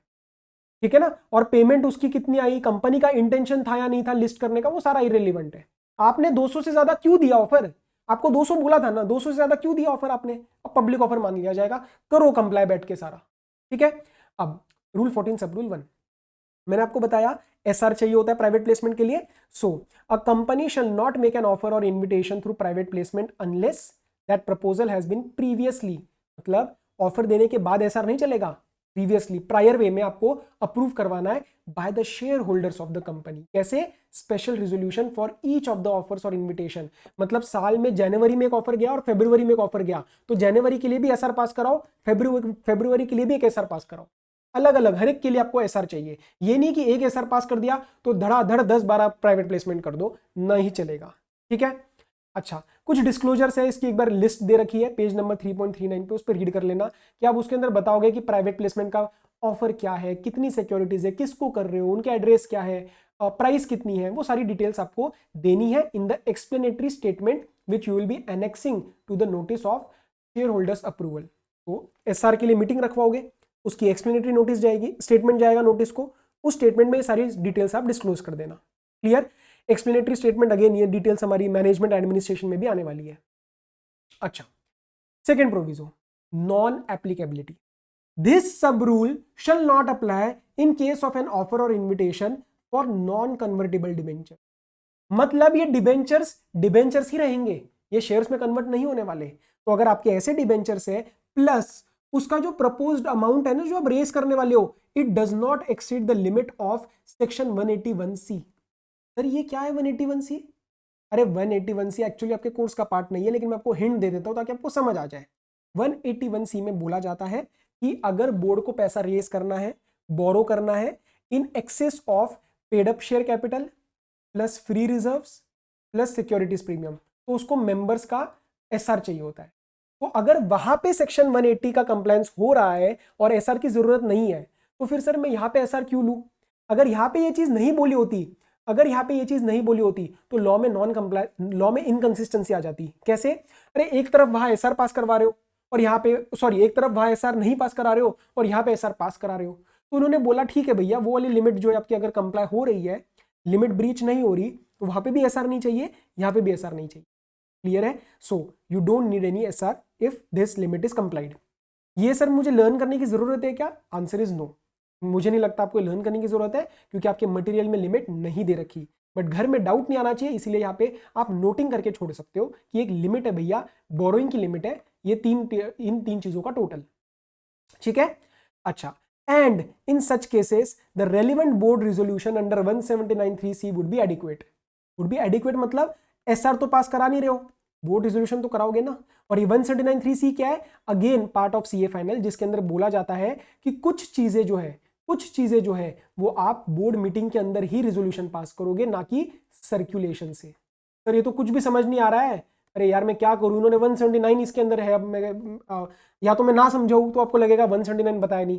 179 में सिंपल सी बात है, सब सेक्शन 3 में कुछ मैटर्स दिए गए हैं, ठीक है, ध्यान से समझ लो, कुछ मैटर्स दिए गए हैं जिसमें बोला गया है कि आपको ये मैटर्स बोर्ड मीटिंग में ही रिजॉल्व करवाने हैं। बोर्ड मीटिंग जैसे जनरल मीटिंग में क्या होता है, या तो आप जनरल मीटिंग रखवाओ मेंबर्स की, या तो पोस्टल बैलेट कराओ। इसी तरीके से डायरेक्टर के पास ऑप्शन होता है कि या तो वो डायरेक्टर की मीटिंग रखवाए या तो सर्कुलेशन से कराए, मतलब मिलेंगे नहीं, सर्कुलेट करा देंगे और रिजोल्यूशन पास। तो 179(3) कहता है कि कुछ मैटर्स के रिस्पेक्ट में बोर्ड मीटिंग होना जरूरी है, ये उसी के रिस्पेक्ट में। तो आप सिर्फ सेक्शन लर्न करके छोड़ दो, ये सब मत लर्न करो, ठीक है। तो ये ऐसे केस में आपको बोर्ड रेजोल्यूशन से काम चल जाएगा। अब एसआर नॉट, अब नेक्स्ट बात क्या कह रहे हैं, in case of an offer और invitation for non convertible debentures but proposed amount to be raised through such offer और invitation exceeds the limit of 181C। Sir आपने बोला अगर लिमिट क्रॉस नहीं हो रही तो एसआर की जरूरत नहीं है। लेकिन अगर लिमिट क्रॉस हो रही है, अब आपको एसआर तो चाहिए, अब आपको एसआर तो चाहिए। तो साल में अगर 4 इशू होने वाले हैं non convertible debenture through private placement, तो चारों टाइम एसआर कराओ क्या? नहीं, नहीं कराने की जरूरत। मैं मानता हूं कि मैंने ऊपर बोला, लॉ कह रहा है, मैं मानता हूं मैंने ऊपर बोला कि हर एक ऑफर के लिए एसआर चाहिए, लेकिन जब मैं स्पेसिफिकली नॉन कन्वर्टेबल डिबेंचर की बात कर रहा हूं तो मैं कह रहा हूं आप एक बार एसआर पास करा लो, साल भर दोबारा पास कराने की जरूरत नहीं है। तो पढ़ो, it shall be sufficient if the company passes a previous special resolution only once in a year for all the offers और invitations for such debentures during the year. Such मतलब नॉन कन्वर्टेबल, सच मतलब non convertible. Sir थोड़ा सा ना confusion हो रहा है, रुको ना, रुको रुको रुको, कंफ्यूजन नहीं है, ऐसे हम छोड़ेंगे। सिंपल सी उन्होंने बात क्या बोली, सबसे पहले रूल नंबर 14 ने बोला कि ईच इशू में आपको स्पेशल रेजोल्यूशन अलग से चाहिए, ठीक है। फिर उन्होंने बोला अब हम स्पेसिफिक बात कर रहे हैं, अब वो कह रहा है हम स्पेसिफिकली बात कर रहे हैं एक नॉन कन्वर्टेबल डिवेंचर के बारे में। ये तो जनरल बोल दिया, अब हम बात कर रहे हैं नॉन कन्वर्टेबल डिवेंचर के बारे में। अब नॉन कन्वर्टेबल डिवेंचर में अब वो कह रहे हैं कि आपको दो चीजें, पहले तो एक सिंपल चीज चेक करो कि आप इस नॉन कन्वर्टेबल डिवेंचर से जो अमाउंट रेस करने वाले हो, जो आप अमाउंट रेस करने वाले हो, does it exceed 181C limits? और मैंने 181C की लिमिट्स क्या बताई है? Paid up share capital plus free reserves plus securities premium. If the answer is yes, if the answer is yes, then you require कौन सा कलर ले, orange लेते हैं, then you require special resolution. But if the answer is no, if the answer is no कि limit तो cross ही नहीं कर रही सर, तो फिर आपको क्या इसमें एसआर जरूरत है? SR not required, you just need a board resolution, you just need a board resolution, and this board resolution needs to be passed at a board meeting, at a board meeting। क्यों? क्योंकि 179(3) का मैंने आपको hint दिया, उसका मतलब क्या है 179(3), ठीक है। अब सर ये आगे बात कह रहा है कि जब आपको एसआर चाहिए ना, अब एसआर तो चाहिए, तो हमने माना कि हमने बोला था हर इशू के टाइम एसआर पास करा देना, लेकिन वो कह रहे हैं क्योंकि नॉन कन्वर्टेबल डिबेंचर्स की बात कर रहे हैं, आप साल में एक ही बार कराओ, ठीक है, आप साल में एक ही बार कराओ वंस, उसके अगले वाले जो होंगे उसके लिए अलग अलग एसआर पास करने की जरूरत नहीं है। क्लियर? ये भी लिखना है आपको तो आप लिख सकते हो, मैं इसको हल्का सा ऊपर करके छोड़ रहा हूं, आप इसको यूट्यूब वो ले लो, पॉज करो, लिख लो, ठीक है। चलो आगे, हाँ sir, okay. In case of offer और invitation of any securities to qualified institutional buyers, जिनको हम एक्सक्लूड करते हैं 200 में से, उसके लिए भी वो सेम चीज कह रहे हैं कि आप साल में एक ही एसआर पास करा दो।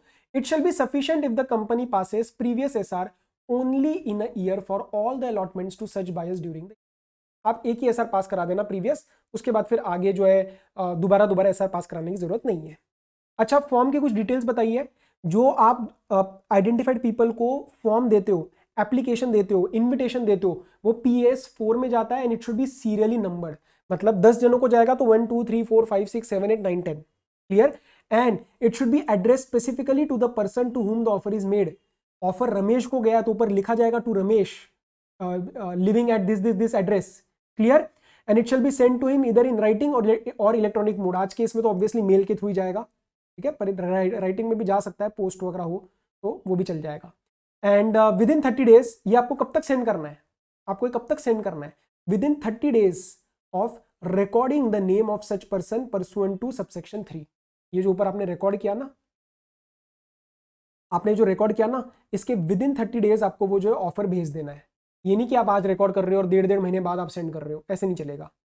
Okay, provided that no person other than the person so addressed in that private placement offer come application letter shall be allowed to apply through such application form। अगर ऑफर रमेश को गया है तो sir Ramesh ही apply करेगा, सुरेश नहीं कर सकता, वो मैंने आपको एग्जांपल में दे दिया है। And any application not conforming to this condition, मतलब अगर रमेश को दिया और सुरेश ने एप्लीकेशन का रिस्पॉन्स दिया तो वो इनवैलिड मान लिया जाए, ठीक है।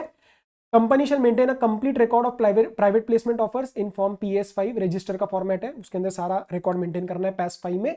एंड एक ये नॉर्मल सी बात है कि आपको रजिस्ट्री में फाइलिंग करनी पड़ती है, एक रजिस्ट्री बताई जाती है, गवर्नमेंट की बॉडी होती है, उसके डेटाबेस में आपको जो है कॉपी फाइल करनी पड़ती है आपके स्पेशल रेजोल्यूशन की या आपके बोर्ड रेजोल्यूशन की, ठीक है। सो इशू कंडीशन क्या है, issue of private placement offer cum application letter, it shall be only after the relevant special resolution or board resolution has been filed with the registry, and private companies को भी बोला कि they should also file with the registry copy of the board resolution or special resolution with respect to approval under 179(3)(c। ये 179(3)(c) किसका है, वही board resolution का। तो सिंपल सी बात, रूल सब रूल 8 ने बोला रजिस्ट्री में फाइलिंग करवा देना सर, रजिस्ट्री में फाइलिंग जरूर करा देना। अच्छा, अब कहानी कहां तक आई है सर, कहानी यहां तक आई है कि ऑफर जा चुका है, प्राइवेट प्लेसमेंट का ऑफर जा चुका है, 30 दिन में जा चुका है आफ्टर रिकॉर्डिंग द नेम। अब वहां से रिप्लाई आएगा, वहां से रिप्लाई आएगा। अब देखो, manner of subscribing to this private placement issue, ये बंदा आइडेंटिफाइड पर्सन हाथ खड़ा करके कुछ बोल रहा है। मैंने कहा क्या हुआ क्या हुआ, कह रहा है sir I am willing to subscribe to the private placement issue. मैंने कहा ठीक है भाई, फिर आजा अप्लाई कर, अप्लाई कर एंड अपने एप्लीकेशन के साथ मनी दे दे भाई, पे the money. You can pay it by check, you can pay it by demand draft, you can pay it by NEFT, you can pay it by RTGS, but not by cash। रोकड़ा hard cash लेके मत आ जाइयो, ये proper banking channel से जो पैसा दे दे, apply कर, पैसा दे, शेयर तेरे, क्या दिक्कत है इसमें। अच्छा, 2 conditions to be complied by the company before it utilizes the money raised through private placement। ये जब तक 2 कंडीशन कंप्लाई नहीं होती, कंपनी उस पैसे को हाथ नहीं लगाएगी। क्या, अलॉटमेंट होनी चाहिए सर, पैसा आने के बाद उसको अलॉट भी तो करो ना। अलॉट होएगा, उसके बाद रिटर्न ऑफ अलॉटमेंट आपको फाइल करनी है एज पर सबसेक्शन 8। किसके साथ फाइल होगी, विद आरओसी, विद आरओसी। मतलब जब तक आप अलॉटमेंट कंप्लीट नहीं करते और जब तक उस अलॉटमेंट की रिटर्न नहीं फाइल करते विद आरओसी, तब तक आप उस पैसे को हाथ मत लगा देना जो प्राइवेट प्लेसमेंट से आए। क्लियर। अच्छा, अब ये पैसा कहां रखना है और उसके कुछ प्रोविजन है सब रूल 5 में, तो पढ़ो record of bank account. Sir ये ना सब रूल वगैरह लर्न करना है, आंसर इज नो, लेकिन स्ट्रक्चर देते वक्त, पहली बार पढ़ते वक्त तो आपको पता होना चाहिए ना। आप 10 जगह रूल 14 पढ़ोगे तो आप ही कंफ्यूज हो जाओगे। पेपर के लिए आप सिर्फ रूल नंबर भी लर्न कर लोगे तो कोई इशू नहीं है। So the payment to be made for subscription to the bank account of the person subscribing to such, you have to keep the record of the bank account from where it has been received. तो जिसने भी पैसा दिया वो कहां से दिया, उसका रिकॉर्ड मेंटेन कर लेना, कल को वापस करना पड़ गया तो उसी सोर्स में जाएगा। नेक्स्ट सर, अगर जॉइंट होल्डिंग है, मतलब आइडेंटिफाइड पर्संस में सपोज कोई जॉइंट होल्डिंग अप्लाई हो रही है, Mr A and Mr B, या फिर मिसेस ले लेते हैं, Mr A and Mrs A, तो पैसा किसके अकाउंट से आना चाहिए, जिसका नाम पहले आ रहा है उसके अकाउंट से आना चाहिए।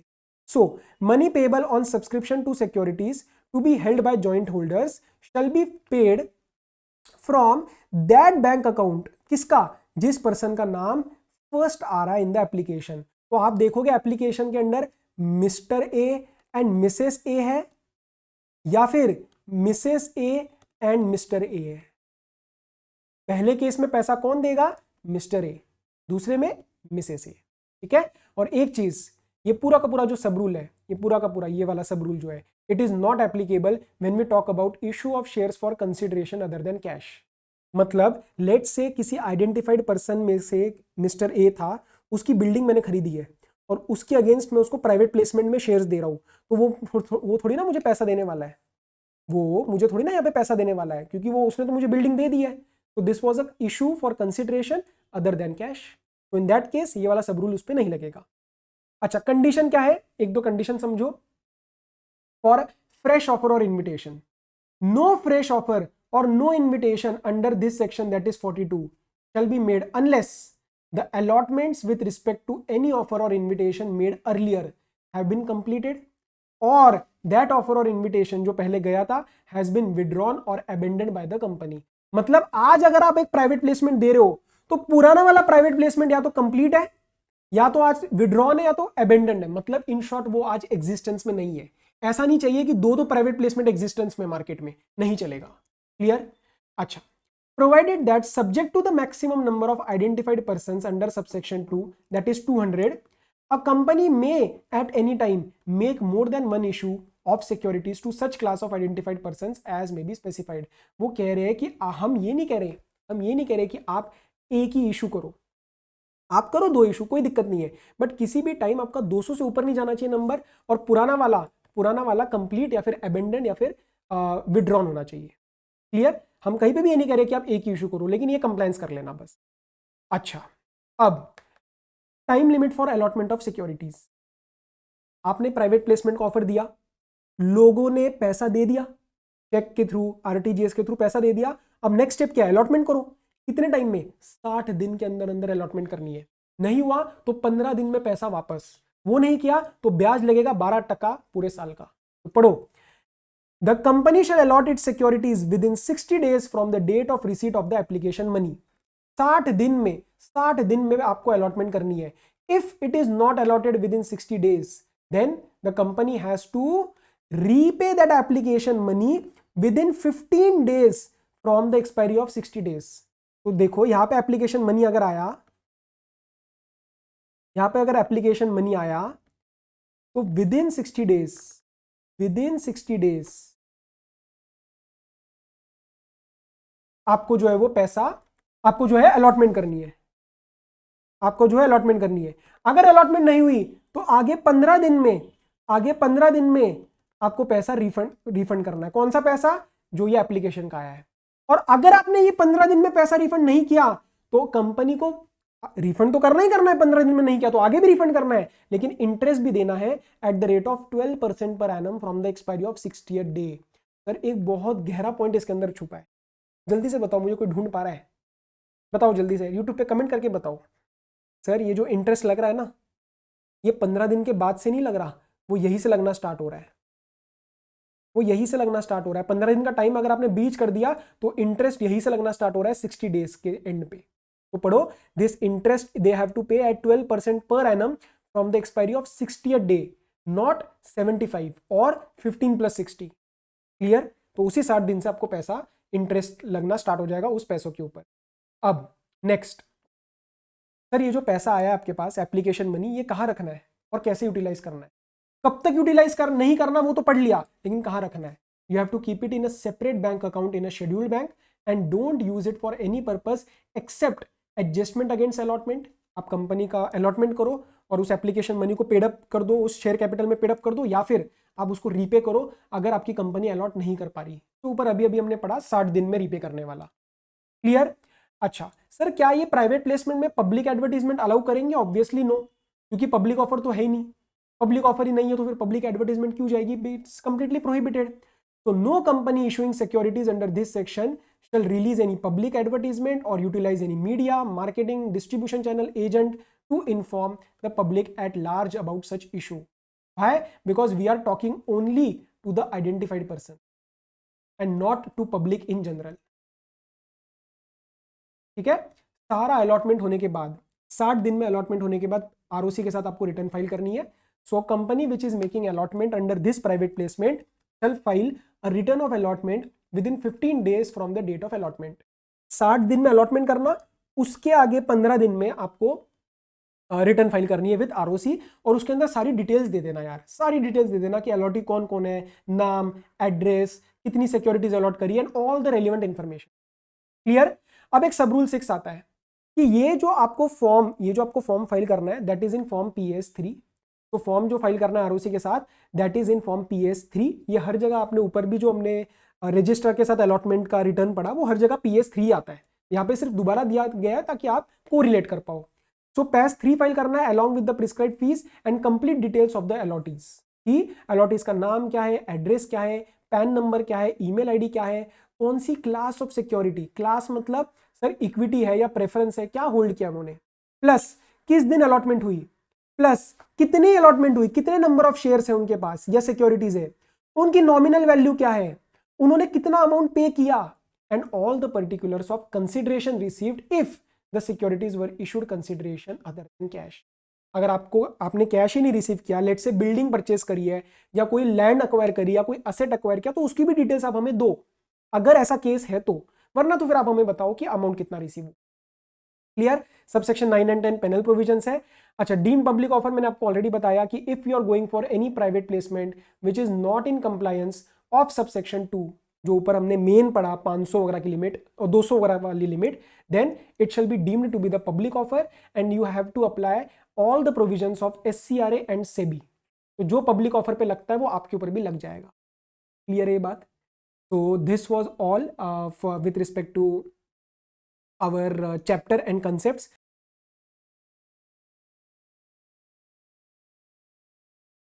अच्छा, अब हम देख रहे हैं जरा लास्ट जो हमारा सेक्शन है, section number 42, that is private placement. तो पढ़ो. PQR Bakers Limited wants to raise funds for upcoming project. Accordingly, it has issued private placement offers. यहाँ पे तो डायरेक्टली आपको देखो क्वेश्चन दे देगा कि प्राइवेट प्लेसमेंट के लिए जाना चाह रहा है. For issuing equity shares to 55 persons, out of which 4 are qualified institutional buyers. 4 are qualified institutional buyers. तो मैं इसमें से कितने गिनूंगा सर? आप इसमें से गिनोगे 55 माइनस 4, क्योंकि QIB क्वालिफाइड इंस्टीट्यूशनल बायर्स को एक्सक्लूड करना पड़ता है. क्या मेरी लिमिट ब्रीच हुई सर? अरे नहीं हुई.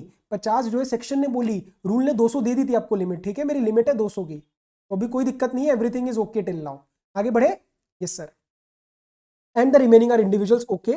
Before the completion of allotment, बहुत important, before the completion of allotment of equity shares under this offer letter, company issued another private placement offer to another 155 persons in their individual names for issue of debentures. अरे sir, shares का private placement चल रहा था, अभी complete नहीं हुआ. उसके completion से पहले मैंने एक और डिबेंचर्स का डाल दिया प्राइवेट प्लेसमेंट. क्या ये चीज अलाउड थी? Answer is no. आपको क्लियरली बताया गया था कि पुराना वाला, अभी जो हमने पढ़ा, पुराना वाला जब तक कंप्लीट नहीं होता या विड्रॉ नहीं होता या अबेंडन नहीं होता, आप नया वाला मत इशू करें. तो यहाँ पे कंपनी ने गड़बड़ कर दी है, गलती. ठीक है, ये वाले में कोई दिक्कत नहीं है, लेकिन ये वाली गलती कर दी. आगे. Being a public company, is it possible for the company PQR Bakers Limited to issue securities under private placement? क्या मैंने आपको सेक्शन 42 में, क्या मैंने आपको सेक्शन नंबर 42 में कहीं पे भी ये चीज बोली कि एक प्राइवेट कंपनी जाएगी सिर्फ? नहीं, मैंने तो वर्ड यूज किया है sir, a company. A company मतलब पब्लिक भी आ गई और प्राइवेट भी आ गई. तो ऐसा थोड़ी ना लिखा है कि सिर्फ और सिर्फ जो है एक प्राइवेट कंपनी इसके अंदर जा सकती है. नहीं, पब्लिक कंपनी भी जा सकती है. So yes, it is allowed to go for private placement. And by doing so, whether the company is in compliance with the provisions relating to private placement और should these offers be treated as public offers. ऊपर वाला वो पूछ रहा है, भी हम analyse करेंगे. And what if the offer for debentures is given after allotment of equity shares but with in the same financial. तो इन शॉर्ट इन्होंने मेरे से 2-3 चीजें पूछ ली. क्या क्या चीजें पूछी देखो. PQR बेकर्स वाले में इन्होंने इशू कितने को किया? सर 55 जनों को किया. एक सेकेंड ना. इन्होंने 55 जनों को किया, जिसमें से 4 जो है वो क्वालिफाइड इंस्टीट्यूशनल बायर्स थे, जिनको मैं एक्सक्लूड कर दूंगा. अब बचे 51. Is this valid as per law? Answer is yes, because 200 allowed था. इशू नंबर 1 जो उन्होंने पूछा, can a public company go for a private placement? Answer is absolutely yes. Answer is absolutely yes. Why? Because अभी हमने पढ़ा section number 42 में a company दिया गया है, अ कंपनी. ठीक है, तो वो कोई भी कंपनी हो सकती है. सेकंड, उन्होंने पूछा क्या गिवन केस में मेरे कंप्लायंसेस हुए? क्या मेरे गिवन केस में सेक्शन 42 के कंप्लायंसेस हुए? नहीं हुए. क्यों नहीं हुए सर? क्यों नहीं हुए? क्योंकि जब मेरा शेयर्स वाला पब्लिक प्राइवेट प्लेसमेंट खत्म ही नहीं हुआ था, उससे पहले आपने डिबेंचर्स का इशू कर दिया. वो गलती कर दी आपने. और क्योंकि आपने वो गलती कर दी, अब आपका जो ऑफर है प्राइवेट प्लेसमेंट का, वो डीम्ड पब्लिक ऑफर मान लिया जाए. क्लियर है बात? ओके. सो गिवन केस में क्या कंप्लायंस हुआ? नो. व्हाई? बिकॉज जो डिबेंचर्स का आपने प्राइवेट प्लेसमेंट निकाला है, दैट इज बिफोर कंप्लीशन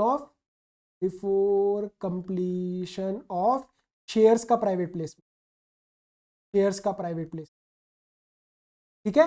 फिर क्वेश्चन ने आपसे पूछा, व्हाट इफ, आ जाओ दोबारा क्वेश्चन पे. लास्ट सवाल क्या पूछा है? What if the offer for debentures is given after allotment of equity shares but with in the same financial year? तो उसमें तो कोई दिक्कत नहीं है. अगर आप डिबेंचर्स का प्राइवेट प्लेसमेंट का ऑफर शेयर अलॉटमेंट की बात करते हो, तो it is absolutely okay. And what if it is made with in the same financial year? कोई इशू नहीं है. क्या लॉ ने मेरे को कहीं पे भी बोला कि आप एक फाइनेंशियल ईयर में मोर देन 1 इशू नहीं कर सकते? नहीं. बस उन्होंने एक चीज बोली कि भैया नया ऑफर से पहले पुराना वाला ऑफर या तो कंप्लीट हो, या तो अबेंडन हो, या तो विड्रॉन हो. सेम फाइनेंशियल ईयर में 2 ऑफर या 3 ऑफर जा सकते हैं, कोई इशू नहीं है। क्लियर? तो ये 3 इश्यूज थे जो इस क्वेश्चन ने टच किए और जो आई होप आपको क्लियर है, राइट? ओके, अब एक ये छोटा सा क्वेश्चन था, इसमें कुछ खास बात लिखी नहीं थी वैसे। The board of directors of reckless investments limited, public company है, having registered office at Mumbai, has allotted some equity shares to 550 investors without issuing a prospectus। यहाँ पे गलती कर दी सर, क्यों भूल गए आप? सेक्शन नंबर 23 जिससे शुरुआत करी थी, वहां पे क्या लिखा था? एक पब्लिक कंपनी पब्लिक ऑफर के लिए जा सकती है, एक पब्लिक कंपनी पब्लिक ऑफर के लिए जा सकती है, प्रोवाइडेड वो प्रोस्पेक्टस इशू करे, आया ना? तो इस केस में प्रोस्पेक्टस इशू नहीं करा तो गलती कर दी। प्रोस्पेक्टस इशू करना था और सेक्शन नंबर 26 का भी कंप्लायंस करना था, जिसमें मैटर्स वगैरह स्टेट करने। तो यहाँ पे क्लियरली उन्होंने गलती करी है, राइट? इन्वेस्टर्स इस केस के अंदर वो कॉन्ट्रैक्ट कैंसिल करा के पैसा वापस ले सकते हैं। ओके, तो in the given case the company has violated with the provisions of the act and hence the allotment is actually void. Company will have to refund the entire money and will also be punishable under section 26. Clear? Okay. अब एक last question है, I don't think इसके बाद हमें कोई और अभी cover करना है विथ रिस्पेक्ट टू सेक्शन 42, और कोई कवर नहीं करना। इंपॉर्टेंट क्वेश्चंस में क्लास में उठाता हूँ और एक तरीके से उठाता हूँ ताकि ऐसा भी नहीं कि आपको स्पून फीड किया जाए, बट यस इन क्वेश्चंस के बाद आपका कंसेप्ट की अंडरस्टैंडिंग पक्की हो जाएगी, फिर घर पे आपको बैलेंस क्वेश्चंस तो एक बार सॉल्व करने ही है। So CDS limited is planning to make a private placement, ठीक है? उसका मैनेजिंग डायरेक्टर है, he arranged to obtain a brief note from some source, उसका कोई सोर्स है, उससे थ्रू उसने ना कुछ अरेंज किए नोट्स वगैरह, एक्सप्लेनिंग द सेलिएंट फीचर्स, मतलब important features of the issue of private placement that the board of directors shall keep in mind while approving the proposal of private placement. The brief note includes inter alia मतलब among other points certain information and suggestions। तो 2 आपको points दिए हुए and आपको basically company का चाह रही है, कंपनी सॉलिसिट्स योर रिमार्क्स, मतलब आप हो अब उसके फाइनल एडवाइजर कंपनी के। कंपनी के लिए आप बताओ इन नोट्स के ऊपर आपका क्या ओपिनियन है, right? So company solicits your remarks on the points referred above as to whether they are valid or not. Reasoned remarks should be given in accordance with the provisions। तो आपको section number 42 के हिसाब से बताना है कि ये note सही है या गलत। तो हम मिलके एनालाइज करते हैं मेरे साथ में। हाँ सर, ध्यान बिल्कुल इधर। अ private placement shall be made only to a select group of identified persons not exceeding 200 in a financial year। क्या इस स्टेटमेंट में आपको कोई गलती महसूस हुई? क्या इस स्टेटमेंट में कोई गलती है? आंसर इज नो, कोई गलती नहीं है। दिस इज एब्सोल्युटली करेक्ट, हम लिख के दे देंगे ये करेक्ट है। Section number 42 read with rule 14 clearly बताता है कि अपने को कोई इशू नहीं है, you can go for up to 200 identified persons. अगला, the aforesaid ceiling of identified person shall not apply to the offer made to the qualified institutional buyer. क्या यहां तक कोई इशू है आपको? नहीं, हमने कहा था QIB को भी एक्सक्लूड करना है। आगे की बात पढ़ो, बट हाईलाइट कर रहा हूं, अंडरलाइन कर रहा हूं, but it that limit is applicable to employees of the company who will be covered under the company's ESOP। क्या यहां पे कंपनी ने गलती कर दी? Answer is yes. ये वाला जो पार्ट है, ये वाला बट वाला, यहां पे कंपनी ने गलती कर दी। क्यों? क्योंकि कंपनी के जो एम्प्लॉइज है जिनको ESOP के अंडर शेयर दिए जा रहे हैं, वो भी एक्सक्लूड किए जाते हैं फ्रॉम 200, वो भी एक्सक्लूड किए जाते हैं फ्रॉम 200। क्लियर? तो फर्स्ट स्टेटमेंट जो है वो पार्शियली करेक्ट है, फर्स्ट वाला पार्ट ठीक है, सेकंड में से भी पहला वाला पार्ट ठीक है, लेकिन ये कंपनी के एम्प्लॉइज वाला पार्ट गलत कर दिया। Next, the offer on private placement basis shall be made only once in a financial year for any number of identified persons not exceeding 200। सब कुछ सही था सिवाय एक बात, ऐसा नहीं है कि आप फाइनेंशियल ईयर में एक ही बार कर सकते हो, आप करो नो मोर देन वन। बस ध्यान रखना है पुराना वाला अबेंडन, फिनिश, कंप्लीट या फिर विड्रॉन होना चाहिए।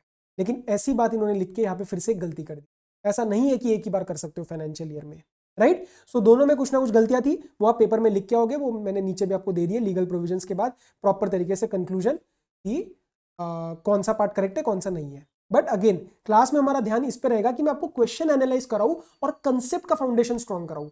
ठीक है। फिर रीडिंग लेना, आंसर दोबारा देखना, वो तो यार घर पे भी हो सकता है। Clear? So this was all for my prospectus and allotment chapter. ठीक है, आपको स्पेस फॉर नोटिंग भी दी जाएगी हर एक चैप्टर के बाद 1-1.5 पेज की।